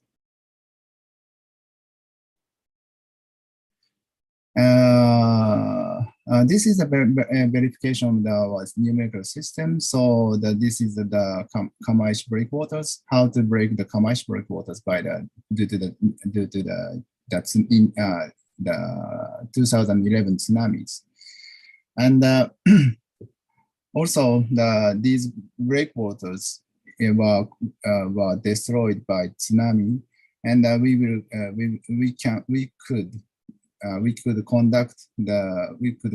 we could analyze these kind of damage and mechanism due to by our numerical systems. Maybe this is validation, just validation. When and how to damage these kind of breakwaters. And after that, we will develop the evacuation supporting system. This is the outline of the numerical the evacuation support system. So at first we develop or construct the database for the tsunami, and after that, if the earthquake occur, we estimate the earthquake motion and the earthquake sites, and we will select these from these kind of scenario which tsunami is occur. Then we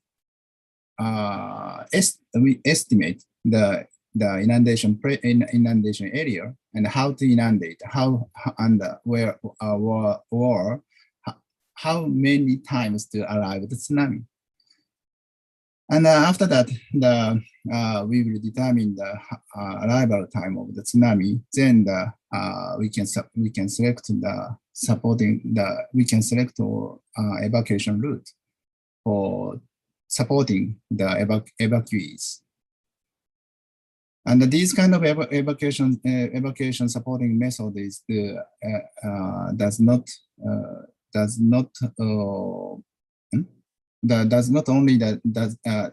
not only select not only the shortest route, but also the not encounter the tsunami route. So after that, we will use these kind of evacuation support system. Then how many people to survive by using these kind of system? This is the field application by using at the Otsuchi area in the in Japan. So the blue one is the evacuation road, or just the road, and the red one is the evacuation point. So, and by using these kind of method, then at first, this is the animation.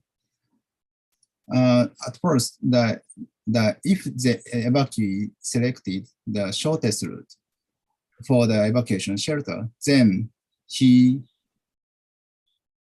tsunami hit him. But if he selected the avoiding route of the tsunami, then of course he succeeded to reach the evacuation shelter before the tsunami coming. And that is the difference between the left-hand side is the shortest route, and the right-hand side is the evacuation avoiding route. So I think this kind of system is very efficient, and this is the how many people to survive by using these kind of data, these kind of simulations.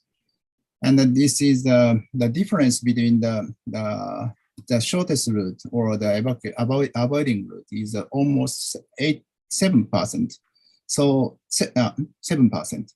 So maybe if the population is 10,000, then the 700 people to survive by using these kind of data.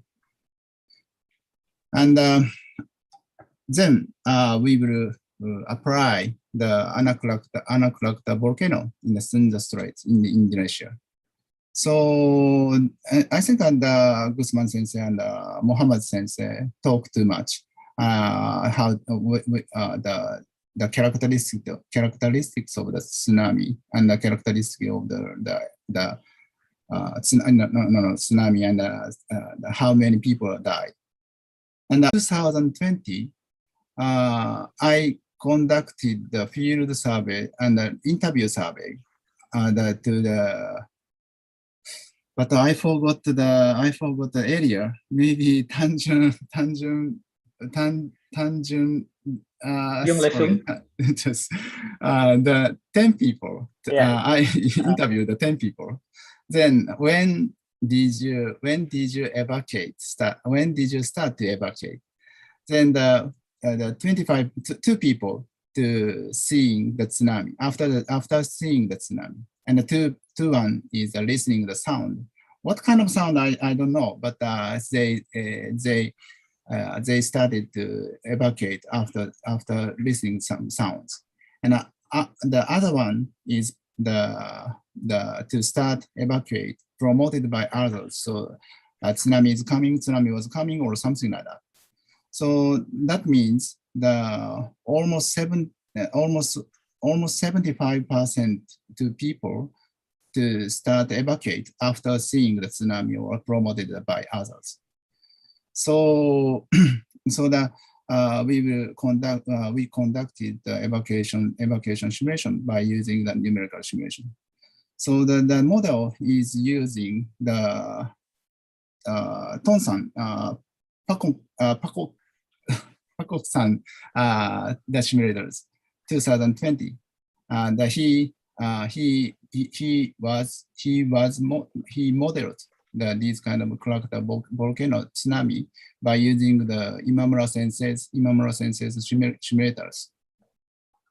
And this is the verification of the numerical simulations. The observations is the black line, and the others are the numerical simulations. And I heard from him. He is now he has more accurate model that he has, but at that time we used his model, this model, and our target area is Tanjung region, And we will conduct the numerical evacuation simulation at the Tanjung. And okay. So, and I would like to know the effect of the tide range. So if the tide level is 1.5 meter or the 0.5 meter, how large the inundation area is. So of course the water level, the initial sea level is 1.5 meter. Then the larger area is inundated, of course. But this is very, I think the effect of the sea level range is very, very big in this area. And so the Tanjung region is a water level high, is 0.0 meter, is inundation depth is not so high, but if the water level high is 1.5 would be 1.5 meter, then the inundation areas are much larger than the 0.00 meters, the 0.0 meter cases. And then we are setting the load. We are setting the load, and this is the red color is the load, and the red one, the circle one is the evacuation point. That is a virtual virtually to set this kind of evacuation point. So the tsunami arrival time is almost 1,680 seconds later, and the evacuation route is shortest route. This is animation. So the tsunami is coming, then the evacuees after the 1,400 seconds, then evacuate starting. So of course the near the coastline, evacuee near the coastline, the tsunami catch the evacuees, and this is the effect of the water level rise. So if the 1.5 meter the water level higher, then the mortality rate is increased 8%. That is, I think, very large to the estimate. So we have some countermeasures against such kind of tsunamis.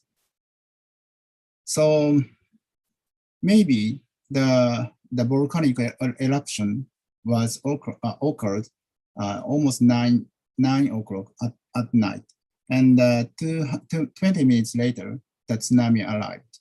So if the evacuee started as soon as the volcanic eruption was occurred, then I think everybody could survive against the tsunami. But almost the 75%, I don't know the percentage, but almost the people started to evacuate after seeing the tsunami. That is a very big point. So how to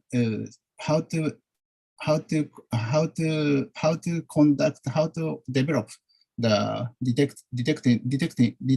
detection system or the warning system is very, very important I think in Indonesia. And also the education is very important.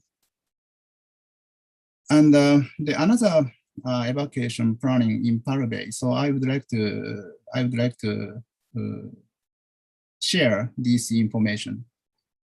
I think the Muhammad Sensei is also saying the Palu tsunami is, or the characteristic of the Palu tsunami is almost same as the Sunda Strait tsunami. I think I agree with the Muhammad Sensei's idea, And the Pearl tsunami is also the 6-meter run-up height, and the arrival time is 3 to 5 minutes. That is very, very short time to arrive the tsunami. So how to survive from this kind of tsunami. And that is a hazard map. So the inundated area is very large. So the how to survive this kind of tsunami by using the warning system or the evacuation places. So we would like to conduct the numerical simulations and also set the evacuation simulation conditions. The blue one, that is the area of the south part of the Pearl tsunami, Pearl Bay. And the blue one is the road, and the yellow one is the evacuation places, and the red one is the far evacuation places. So this is by using the numerical simulations, and this is okay. And that is the result of the multi-agent numerical simulations. So from this result, even if the evacuation start time is 0 seconds, that means almost as soon after the shock, as they evacuate after the shock, but the mortality rate is average is 5%. And I forgot the population number of the population in Pearl Bay, but 1,000 people or something, or more in near the coast. So the 50 people to die, even if the evacuation start time is 0. So after the shock. So that the how to measure, how to consider the measurement. So we will construct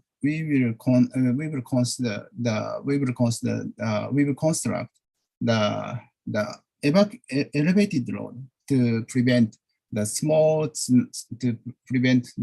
tsunami. Then we can earn the evacuation time.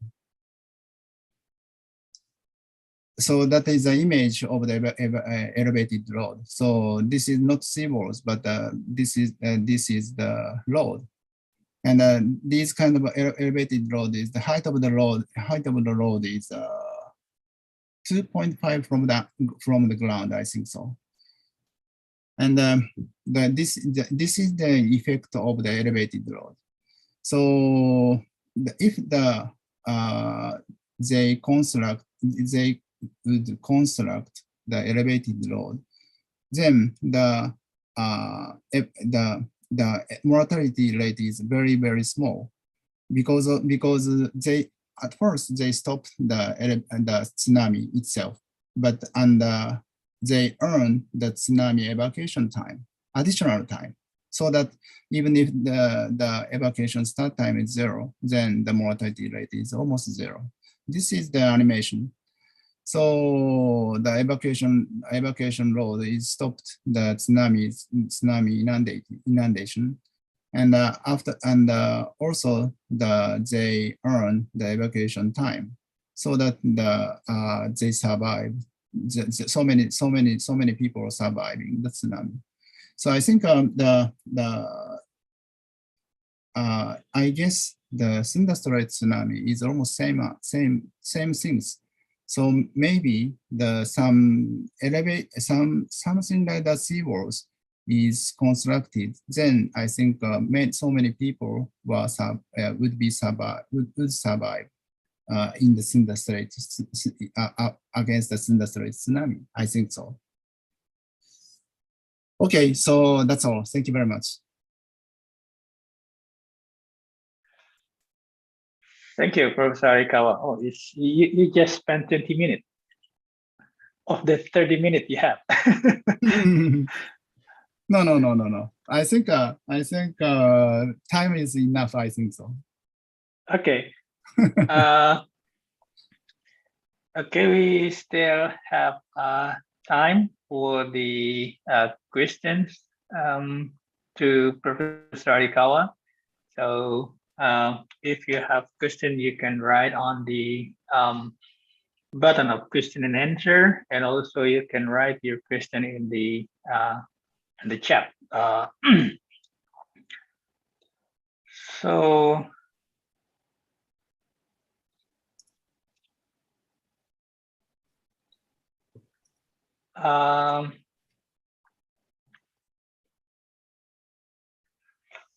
do you have any questions? And do you need any questions?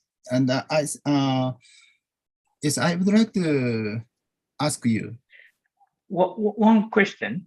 Mhm. Could you, from Damai Putra, can you elaborate the new generation of tsunami warning system based on sea surface measurement? I'm not sure whether it is for Dr. Mohammed or for Professor Arikawa. Just in case you can also answer the question. The question is, can you elaborate the new generation of tsunami warning system based on the sea surface measurement? Yes. Now we are developing a new detection system by using the camera video system, video analysis. So not only the buoys, but also the video such kind of video system is very useful to detect the tsunami, and these are the very new warning system. So if this kind of system, then this video system does not depend on the earthquake motion, so that maybe it is very effective to encourage the evacuation. And in Japan, this kind of system is applied to the river evacuation, river water level, to detect the river water level high. And these video encourage people to evacuate. So I think the almost same system is very effective to the to your coastal line, because the volcanic tsunami and the landslide tsunami is does not depend on the shaking motion itself. So that this is the limitation of the database.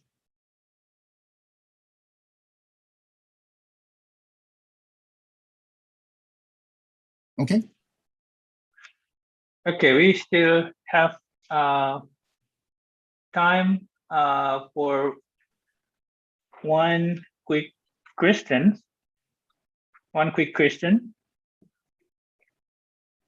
Mm-hmm. And I would like to ask you. Yes. Okay. Mm-hmm. Yeah. Go on. This kind of elevated road is maybe the first time to Indonesia. Are there any for the coastal line in the coastal line in Indonesia? Do you plan to construct this kind of elevated road around the coastal area in Indonesia? Yeah.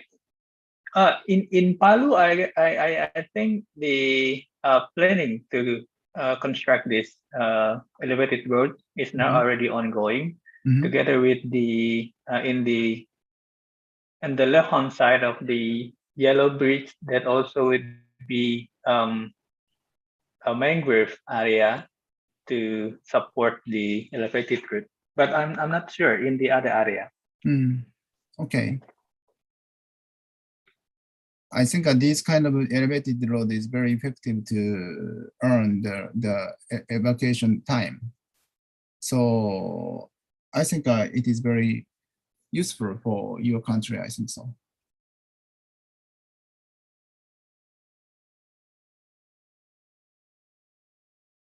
OK。タッピン先生入ってきた。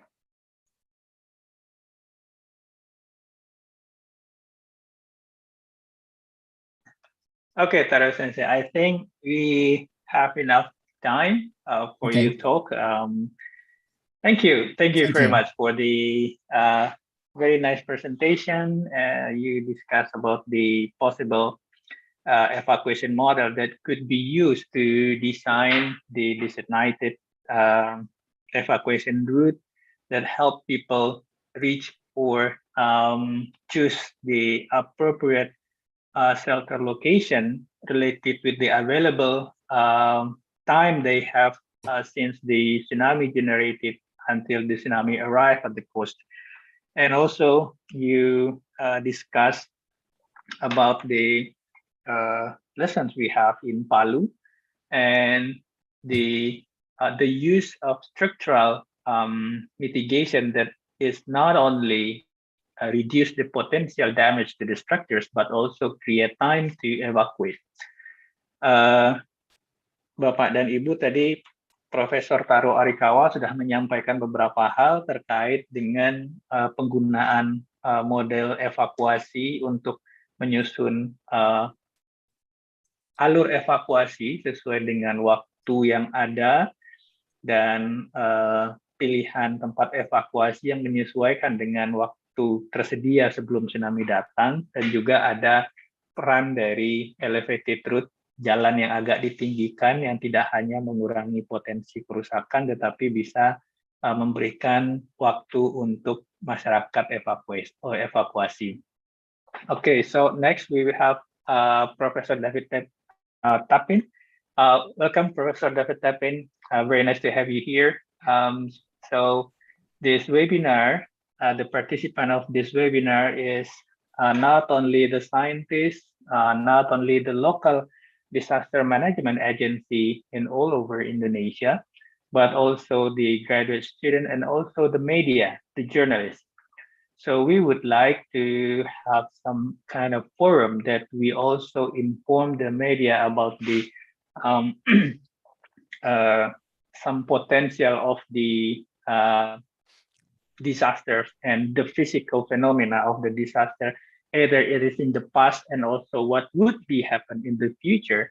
So we hope and we expect that media can also play important roles to educate people, to send the message to the people, or give a kind of information to the people related with what they can do to reduce the potential damage in the future. Because when we discuss the geological disaster, when it happened in the past, it should be occurred in the future. So we need to educate people along the disaster prone area about the past disaster that probably happened in their area and what they could do in the future to reduce the potential damage.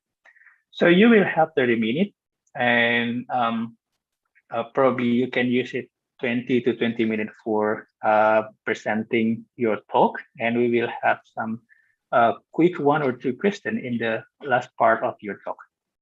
Professor David Tapin, time is yours. Okay, thank you.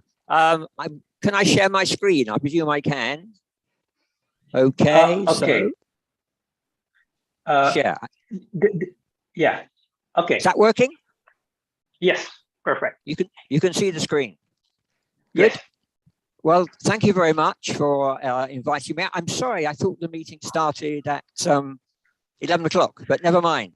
So I'm going to be talking about Krakatoa and the mitigation perspectives resulting from the new work that's been carried out over the past 2 years.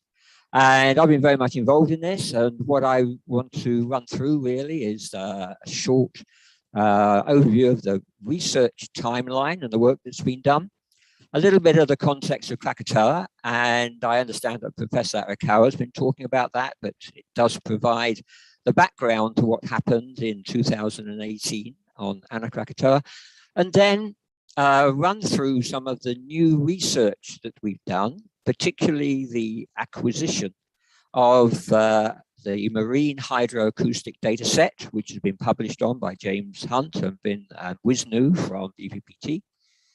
And then run through the numerical modeling results. And the exciting news is that our paper in marine geology was finally published yesterday. So that's hot off the press.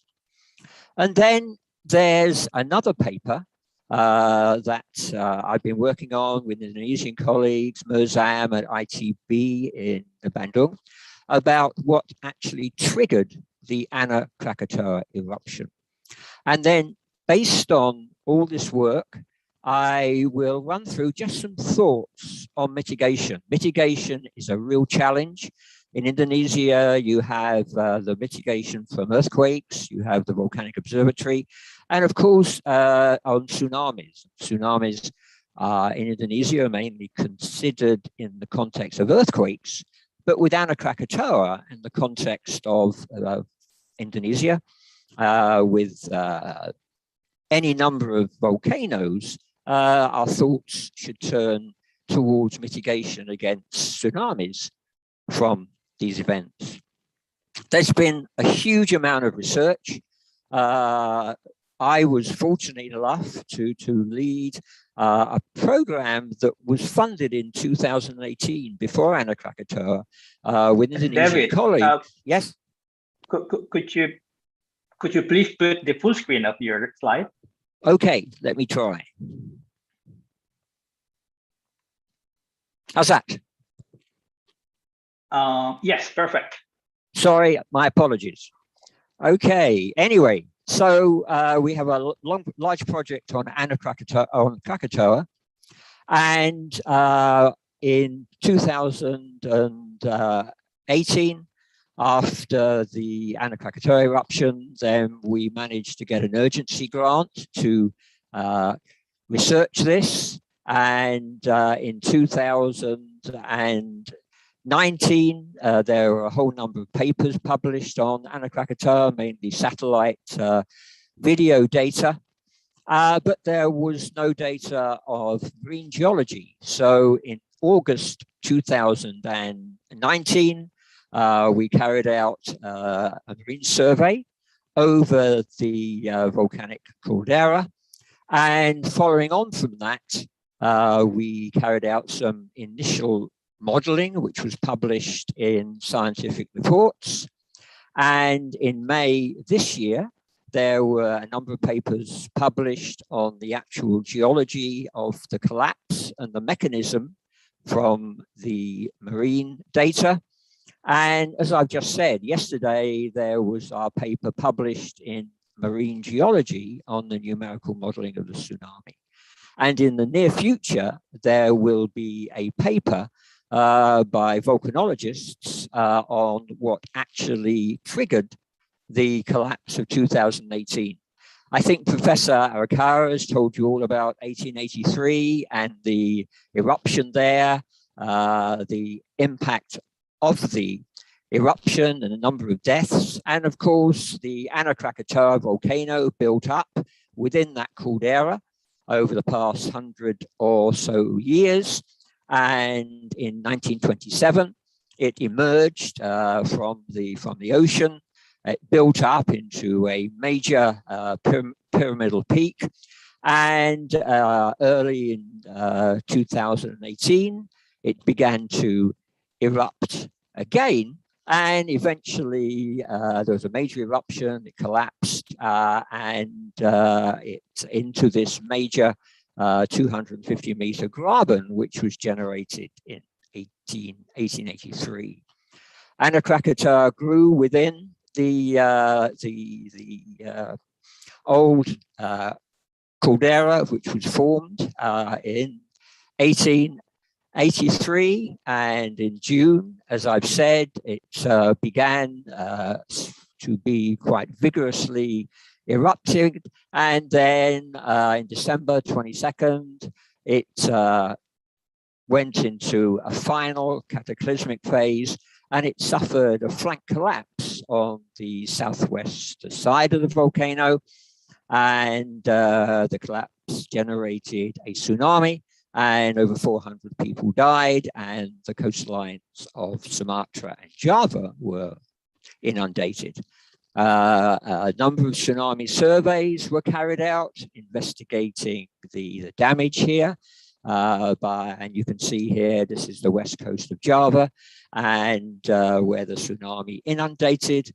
And here, Anak Krakatoa, there is a little map of the run-ups, and I think the other people have spoken of this already, so I won't go into that. But the tsunami was up to 4 meters high, maybe even 13 meters in some places. It was recorded on local tide gauges here off of Java and off of Sumatra, and these observations are really important because they give us the elevation, the height of the tsunami on the coastlines, and we can use this in our numerical modeling, which I will talk about in about 20 minutes time. Remote satellite imagery gave us really fantastic images of before and after. This is Sentinel SAR data on August the 20th, 2018. And then this was on December the 24th, a couple of days after the eruption. And we can see that the southwest flank of the volcano has completely disappeared into the ocean. And this data was, of course, extremely important. There was a number of papers that were published based on the satellite imagery. There was Walter and Williams, 2019. We published our initial modeling of the tsunami in the scientific reports, which was in April 2019, based on a collapsed volume of about 0.27 cubic kilometers. But all the papers had different interpretations because they were based on data from satellites, but there was no marine data. So in 2019, August, in collaboration with our colleague in Indonesia, we went out with a survey vessel, and here's the remaining Anak Krakatau Island and the surrounding islands, and we acquired multi-beam bathymetry. We mapped the seabed and also Sparker single channel seismic. As I've said, this has been the subject of two papers which have already been published. From the data, we mapped the extent of the collapse on the seabed to the southwest of Anak Krakatoa, and the collapse created a block field here of blocks which are up to 80 meters high, which obviously generated the tsunami. And here's a 3D image of the blocks, and you can see the triangular shape, and you can imagine that these were actually formed the southwest coast of the island, and they traveled out about 1,500 meters into this deep seabed graben. So large blocks. It wasn't the collapse did not disintegrate too much. So northwest basin slope is quite steep. These large blocks, as I've said, up to 730 meters in size, 80 meters high, and they traveled about 1,500 meters out from the base of the island. In addition to the multi-beam, we acquired subseabed seismic data, and from these lines, this is the island of Anak Krakatau. This is going to the southwest. We mapped these major blocks, and this was published in our Nature Communication paper, and also the smaller debris flows which traveled outwards. And this is this line here. And here is another line here with these very large blocks which collapsed from Anak Krakatau and traveled out over the seabed. And the interpretation of the seismic lines show that the elevation of the blocks, the height of the blocks, and how they continued out. There's blocks are also buried because the volcano has been continually erupting, and a lot of sediment has been shed down into the southwest corner of the basin. We mapped older strata below the blocks, and one of the other aspects is as the blocks collapsed and traveled to the southwest, they eroded the older strata.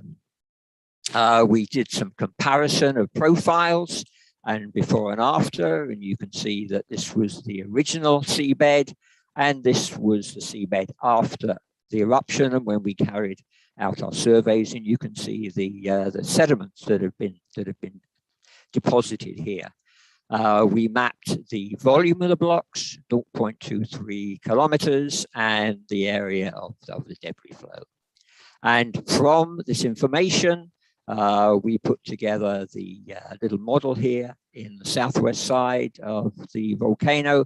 This was the original height of about 200-300 meters, and then this was the collapse going down to the southwest. And this was this 0.23 cubic kilometers of material, which formed the debris flow. And another little picture here for you of different interpretations. This is our interpretation in 2019 before we acquired the data. And this is the interpretation afterwards. So you can see here, this is the failure plane. This is the volcano before, and the debris flowed outwards towards the southwest. So it's a shallow failure plane. The slide volume is about 2.3 cubic kilometers, run out of 1,500 meters. And one of the main aspects is that it was a single failure. And this is important as far as tsunami generation is concerned. And our interpretation was that the volcano had collapsed because it had been upbuilding in the Caldera since 1883. There were friable volcanic deposits and lava flows, which were very unstable. But one of the most important aspects was the volcano had built on this very steep graben. And with the eruption, it had triggered the collapse of the southwest corner into this deep graben. And I'll be talking a little about that in a minute, because we have new information which gives us a new model on why this collapse happened and why it was triggered. With our new data, with colleagues, which we now have published in the paper yesterday, we carried out numerical modeling. This is by Stefan Grilli, and as I say, we just published yesterday. It was based on the block field, the location of the blocks, the volume, and using this information for the first time, we were able actually to numerically model the tsunami. And our model looks like this. This is the block field coming down here, and the run out. This is a granular debris flow moving down into the southwest side of the volcano, which is generating the tsunami. When we look at the numerical model of the tsunami within the Caldera, here's the collapse. This is Rakata here on the southwest. The tsunami here was about 90 meters. The islands on either side, some of them were completely overtopped. So this is the numerical model of the tsunami within the Caldera. And when we look outside, the tsunami obviously travels outwards to the north, to southern Sumatra, and also to the west. And from our numerical modeling, we can see that because of the seabed and the direction of the debris flow, the tsunami was particularly focused towards the south, fairly obviously, striking this extreme southwest side of Western Java. The important aspect of the modeling is we validated it from the field surveys. And these are images, I think this is off of Rakata here, and off of Panjang. And so from this information, and Sertung here from the southwest side of it, which is down here. And from this information, we actually validated the model of the tsunami from the debris flow. And when we zoom in here, there's a couple of figures here looking into, I think, Rakata here, and also is it Tanjung or Sertung. And again, the important aspect here is the validation of the model. And here's a blow up here, and the focus is here down on the southwest side of Sumatra. And the black dots are the recorded elevations from the field surveys, and then the red and the purple are from our numerical models. Now, one of the important aspects of our science, apart from understanding the tsunami, is to use it in mitigation. And this is something that I was asked to talk about. And the background in Indonesia is you have a lot of volcanoes, and Anak Krakatau is just one. Krakatoa is very, very active. And in 1883, Krakatoa erupted, but the Anak Krakatau eruption is completely different, because Krakatoa was an eruption tsunami and Anak Krakatau is a landslide tsunami. But along the margin, there's in Papua New Guinea, there was another major event similar to Anak Krakatau in 1888. And this led to fatalities, maybe several hundred. And from our research, we're really looking as to understand how these collapses are triggered, because they can help us formulate mitigation strategies, and that both in warning, advising people who are in areas where there is danger, and also the response. And this is a little figure here from the Indian Ocean tsunami, where people are running away from the wave. And what we don't want to happen in Indonesia is people to be in this situation. We would hope that with proper mitigation, the people will already have evacuated to safe areas. This is a lot of words, but I'm not going to go through this, but there is recent work that we've been doing based on the physical aspects of the volcano, from the sediments, from the tephra, and the reconstruction of the Anak Krakatoa event shows that the landslide was not triggered by the eruption. Okay, I think that's the first thing. The landslide was triggered because of the location of the volcano on that steep-sided caldera to the southwest. And what happened was that the landslide generated the eruption. There was an increase in volcanic activity, and because of the location of the landslide on the side of this deep basin, it triggered the debris flow. And the important aspect of that is that by looking at similar volcanoes in Indonesia, we may be able to, scientists may be able to understand whether this situation is happening elsewhere. And one of the most important things is effective volcanic modeling and forecast of such events could identify areas with increased susceptibility to failure. So our science can be used to forewarn people. One of the aspects of Anak Krakatau is very, very active, but there may be other similar volcanoes. And here's a little figure. This is the pre-collapse. There's this strombolian type activity with lava flows. And this is the syncollapse. And because the volcano is on this deep graben, the initial activity triggered the collapse. And then afterwards, there was the main period of eruption activity. And this was a surprise and is quite unusual.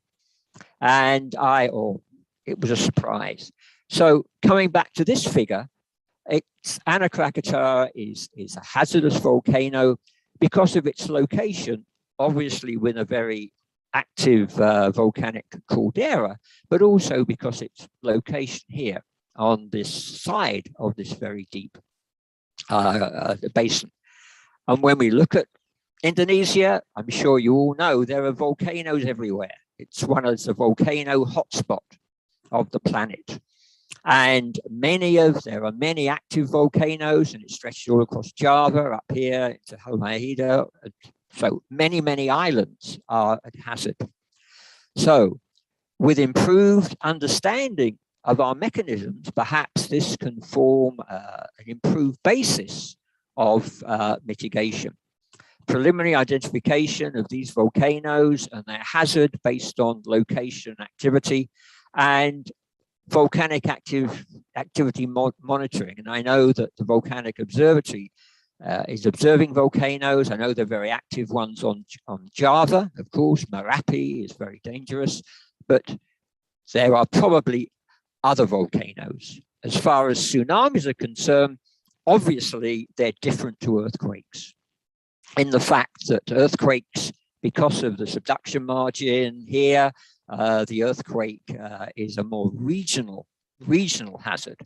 But with volcanic tsunamis, they're locally generated, very short warning time, but a long build-up. And maybe it's this build-up that can provide the warning that is required to evacuate people away from hazarded coastline.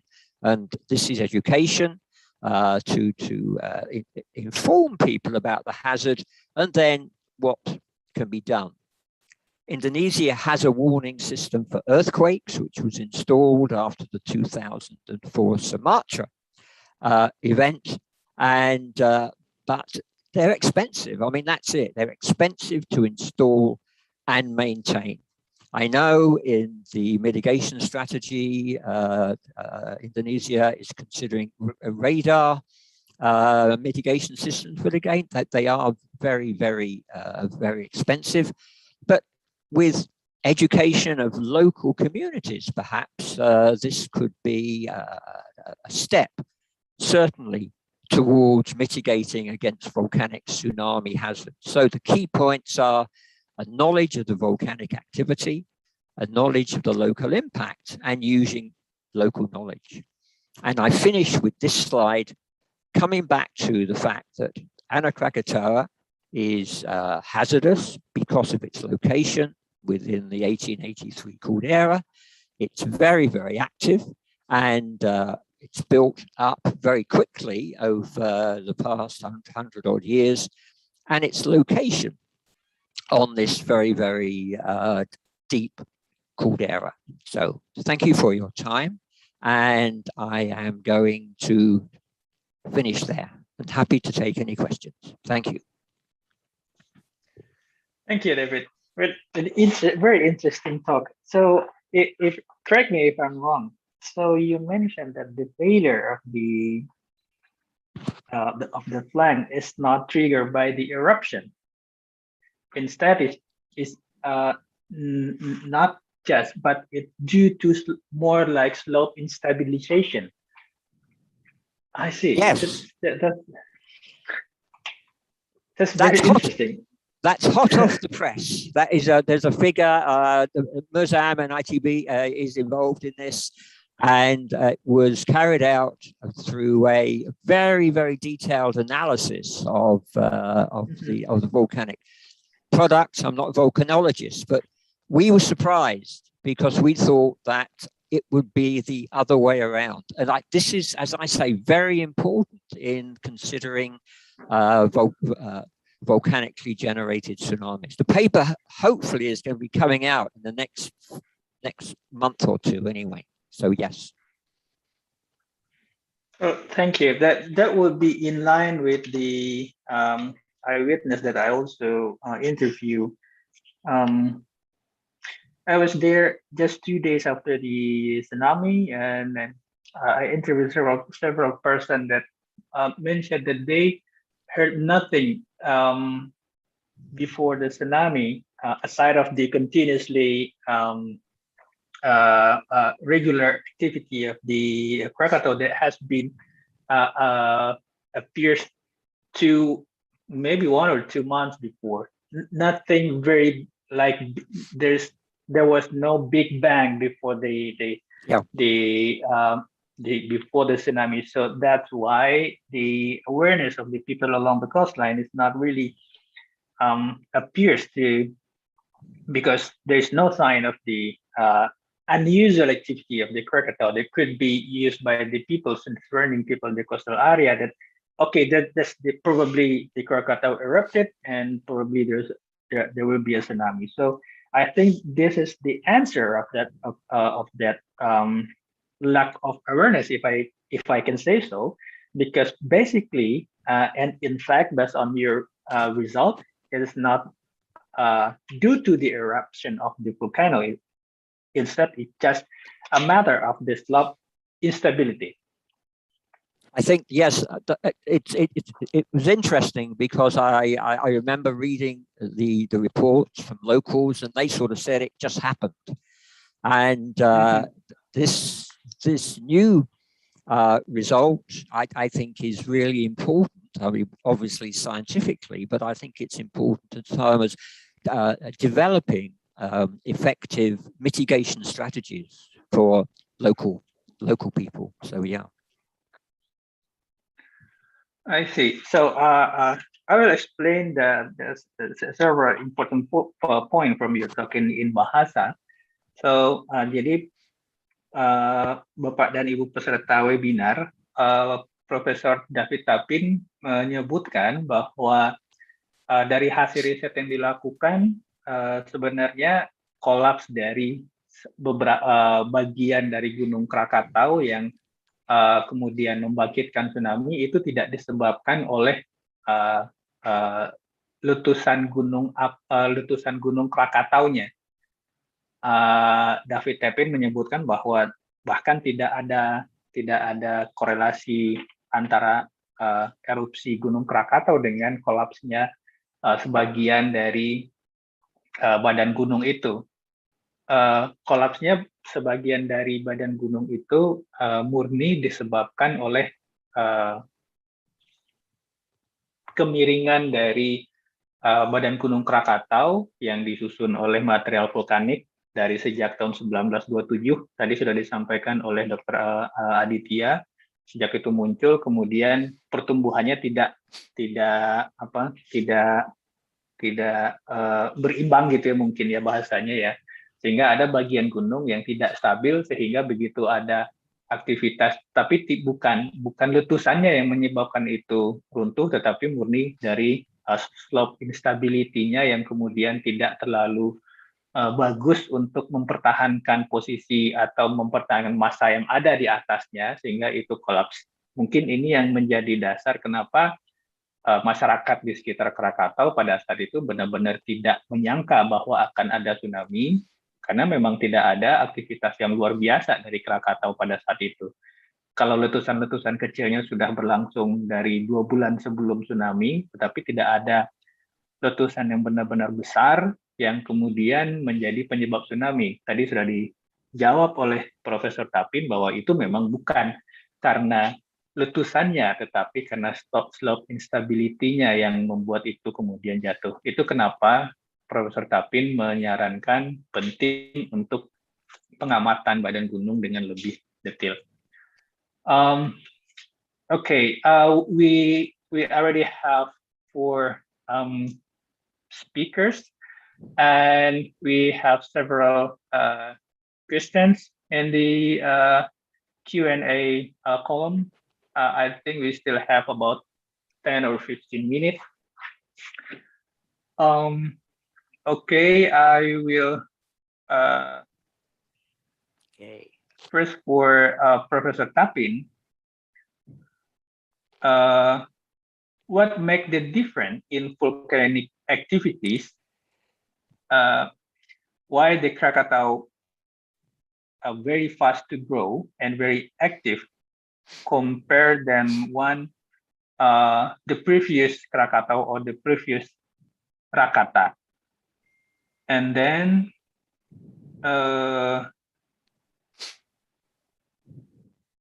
also for Professor Tapin, did you find any possibility of new fan from line of seismic survey? New what? New fan. This is from Budianto. New fan. Could you Sorry, see in the chat column? new. Sorry, Can it's an important you word. I see didn't. magma fan. Magma. Yes, magma fan from the line of seismic survey. Okay. So what was? Just remind me what the first question was. Sorry, I was focusing on that. What makes the Krakatau Okay, the a little bit activity. different than one? Yeah. The activity. Okay, I think, I mean, the big eruption was 1883, and Professor Arakawa told you all about that. And these eruptions take place, I don't know, hundreds, maybe thousands of years. Indonesia, as we all know, is on a convergent margin, subduction zone. And that's why you have all the volcanoes.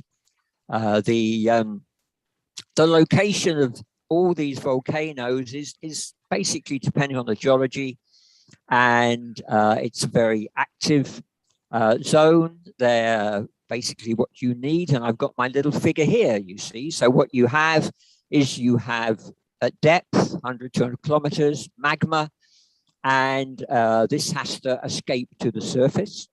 And to escape to the surface, it needs a conduit, it needs a crack. And that crack is developed because of the convergence along the convergent margin, creating these cracks. Now, the effusive activity, the background is because it's a convergent margin, the plates are moving, and as they move, they are cracking open and they create these cracks. Now, once you get and Anak Krakatau has been building since 1883, and it's the mechanism of building is it's a steady state system here. Okay, this is what you've got, and it's erupting and it's building and it's building, and then for some reason, it may be an earthquake or whatever, it's developed into an increased state of activity, and we call it strombolian. And what happens with these is that there's a minor phase which takes place over months, and then what happens is for some reason you get an effusive phase. Now, and on occasions you get a landslide. We call it a flank failure. Now, previously, we would have guessed that the landslide triggered the eruption. But here we know that because in this steady state system, and because of the fact that the volcano is sitting on this very steep slope, what happened was it was a small event which triggered the flank failure and it created the eruption. But the answer to that question is Indonesia is on a convergent margin. There are lots of volcanoes. There are different states of activity of the volcanoes, largely because of plate tectonics, and the plates are changing, they're moving, and in their movement, they're developing cracks, I would call it, which allows the material to come to the surface. Now, the second question, did we find magma, I think, on the seabed? And the answer to that is that when we look at our seismic lines, which we've got here somewhere, I'll find, then here we go, is that right? Then the resolution of this data means that we can't see whether there's magma on the seabed.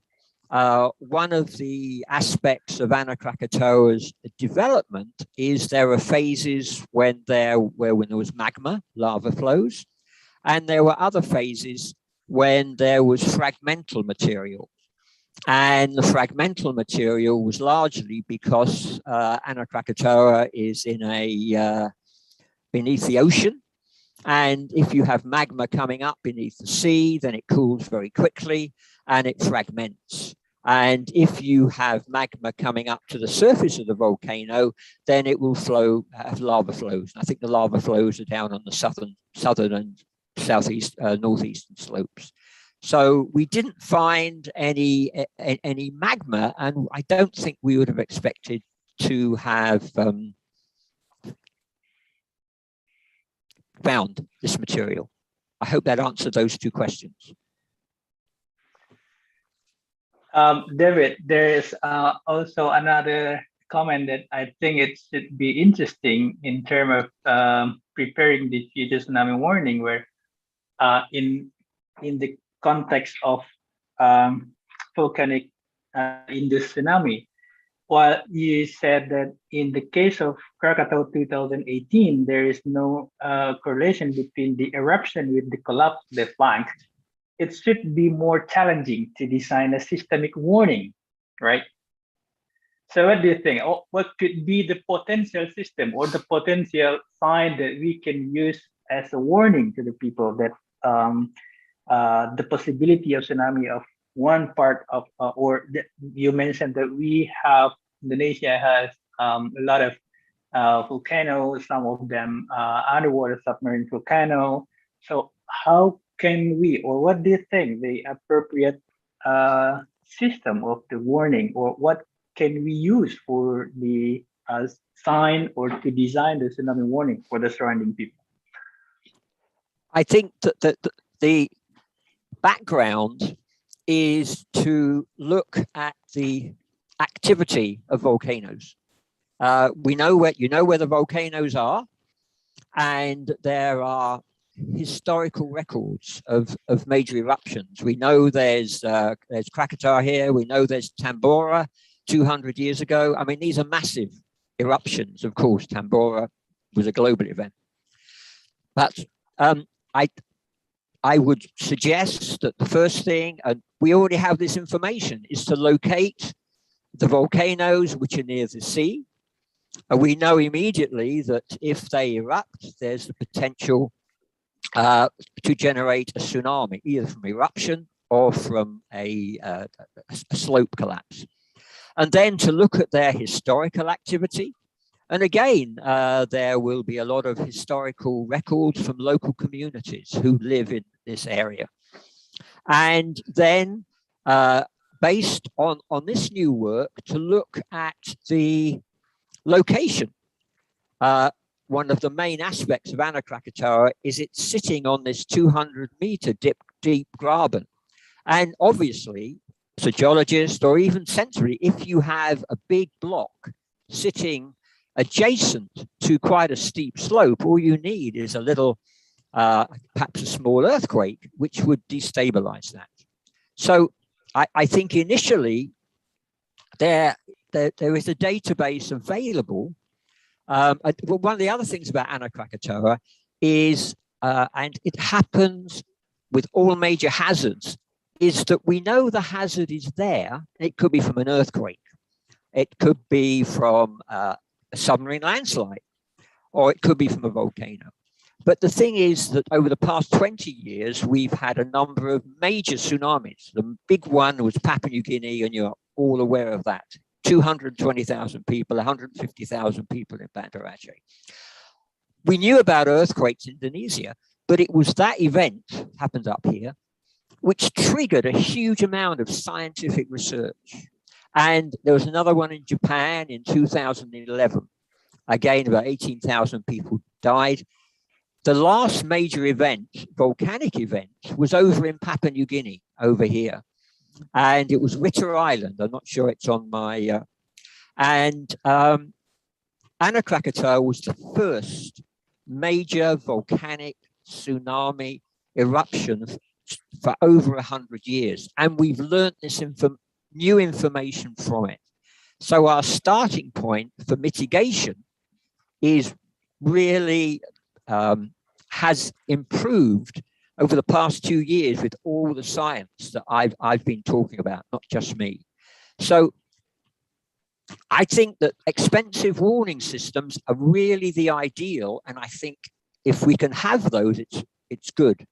But one of the other aspects of Anak Krakatau, the tsunami took place over less than 30 minutes after the eruption. So it's community knowledge from a local impact. So there are simple things that can be done now from Anak Krakatau. I mean, for example, you could have some sheets, some broadsheets, which have Anak Krakatau, explain the eruption, and then distribute these to locations or talk with local people where there's perhaps a similar volcano.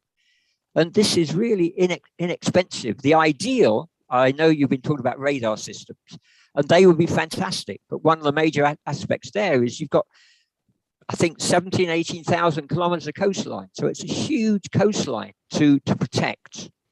But simple things like advising people, for example, if a volcano is quiet and it starts erupting very seriously, then that's the first warning. And that's when your mitigation strategies should come into effect. So I think Anak Krakatau is really important in identity. And the other thing is that just because you don't have an eruption, it doesn't mean that you're not going to have a collapse. So there are some very simple things and inexpensive things that can be done, which perhaps can save a lot of lives. Okay, that's a very interesting discussion, and I think that should be a very big challenge for us to design the appropriate warning. And of course, what you mentioned, community knowledge is important, but also we need to have an appropriate, probably I can say, equipment to see. Yeah, radar is one of them, and then the other thing could probably also install just to make sure that you said, even if we don't have the eruption, doesn't mean that we will not going to have the tsunami. That's, I think, the crucial point that we have in this afternoon discussion. And I think for me, it's also new information. So thank you, Professor David. One more question. I think you can have a quick answer for that. As the 2018 Anak Krakatau tsunami deposits were not contained tephras produced by the 2018 event, it would make difficult to differentiate with the deposits from the tsunami generated by the earthquake. Any idea how we characterize this typical of Anak Krakatau deposits? Yes, you mean the deposit from the actual eruption? Yes. No. Oh, from the tsunami? Yes. Okay, well, with tsunami deposits, they are high energy, and this is a general problem.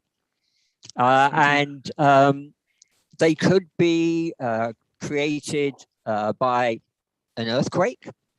The tsunami coming from an earthquake or volcanic eruption or a submarine landslide. And but the tsunami deposits from these events will probably be very, very simple, because the deposits are basically from sediments and material which is local to the coastline. Mm-hmm. But to identify from a different mechanism, then you have to look at the geology. For example, in Indonesia, it's obviously complicated because you've got volcanoes and you've got earthquakes, okay. But one of the other aspects is if you have an earthquake, then the tsunami would be much broader distribution from a volcano. And so, and also there's a lot of historical records. I've not looked in Indonesia, but perhaps they probably go back certainly 100 years, but certainly longer. And also if you have an earthquake, it's in a different location, and at some places, and I think so for the southwest coast of Java, I think my colleague Putra at Lipi has been working there, and they're finding tsunamis that go back a lot further. And so it's using all the information that you have to identify whether it's a tsunami deposit and also the actual mechanism of the tsunami. It's a bit magic, if you like, because you have to have a lot of experience, but it is quite logical when you're finding deposits on the coast. They're high energy. If you're in a subduction zone region, then it's more likely to be a tsunami than a storm, because storm deposits are not always well preserved. And then what you have to look at is the location and the proximity of the possible generation mechanisms of the deposit. I've said that in 5 minutes, but I spent 20 years looking at tsunami deposits, and I'm still confused sometimes. So it's not that easy. For sure. But anyway, it's a very interesting discussion. It's very interesting. For me, it's a surprising information that thank you for your time and give us a very interesting talk and back on the information. Thank you, David, for your time. Maybe as for the conclusion and the closing, I would like to have 3 slides. David, could you please close your presentation? How do I do that? Stop share. I've got it. There we go. Yeah. Okay. Bapak dan Ibu para peserta webinar, kita sudah sampai pada penghujung diskusi. I would like to have just 3 slides just to conclude all of the not all. I'm not a very good in concluding discussion actually, but this is a very simple animation that's showing the possible generation of the 2018 Krakatoa tsunami, and what Dr. Mohammed mentioned, that the first initial wave when the sliding material entering the water, it was up to 100 to 150 meters, and the material sliding to the sea bottom, what Professor David Tapin said, this one is dragged to the ocean bottom up to 1.5 kilometers from the original location. Jadi pembangkitan tsunami Krakatau itu kira-kira seperti animasi ini, ada bagian gunung yang kolaps, yang jatuh masuk ke badan air, di mana ketika sebagian dari badan gunung ini masuk ke air inisial, nah tinggi muka air pertama itu mencapai 100 sampai 150 meter. Kalau dari presentasinya Dr. Mohammed, itu kenapa di pulau-pulau kecil sekitar Krakatau, seperti tadi disampaikan oleh David, ada yang tingginya 60 meter, ada yang tingginya 85 meter, di Rakata, di Sertung itu 75 meter, karena memang inisialnya sendiri udah cukup besar. But it wasn't due to the eruption. Ini bukan karena letusan gunungnya. Jadi bukan aktivitas ini yang menyebabkan, bukan aktivitas letusan gunung yang seperti ini yang kemudian menyebabkan dia kolaps. Tapi David tadi bilang bahwa kalau pembentukan gunung oleh material vulkanik yang berjalan puluhan tahun itu, kemudian membentuk pada bagian yang tidak stabil, sehingga bagian ini bisa kolaps bahkan ketika kita tidak punya letusannya. Poin pentingnya di situ, sehingga kesiapsiagaan itu sangat penting untuk kita terus suarakan, untuk terus kita edukasikan kepada masyarakat agar masyarakat meskipun tentu kita harus menyiapkan perangkat-perangkat yang bisa mendeteksi tsunami atau penjalaran tsunami, meskipun kemudian kita tidak memiliki gempa atau kita tidak memiliki letusan gunung yang bisa kita indikasikan sebagai pembangkit tsunami. Ada beragam equipment yang mungkin bisa kita siapkan, ada beragam perangkat yang mungkin bisa kita siapkan yang nanti tentunya pemerintah bersama-sama dengan lembaga riset dan lain-lain tentu akan bergerak ke sana dari apa yang kita diskusikan sore hari ini. So I just mentioned that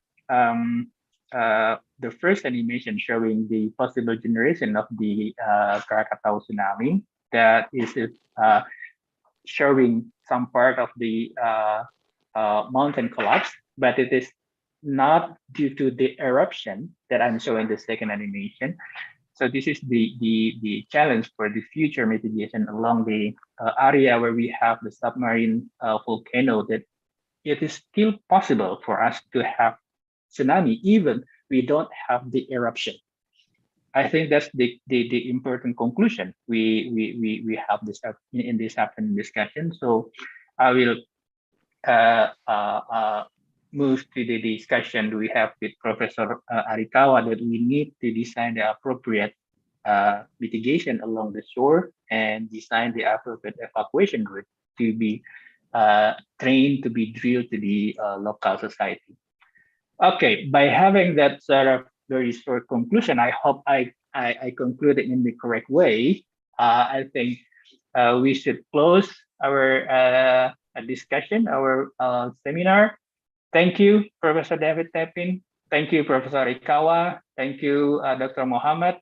Thank you, Dr. Aditya Guzman. It's very nice to have you here. We are having a very good discussion and very good conclusion, a very good information. And I think probably in the future, I will ask you again to presenting your result in the Indonesian society, because as I mentioned, the participant of this seminar, not only the local disaster management agency, but also the student, the scientists, and also the journalists and the media. So we expect that we can share this information to the media in order for them to provide information and education to the community. Okay, thank you for all of the presenters and also the participant. I close this seminar. Thank you, and thank you, Abdul. Thank you very much, Abdul. Thank you, everyone. Bye-bye. Bye-bye. Thank you.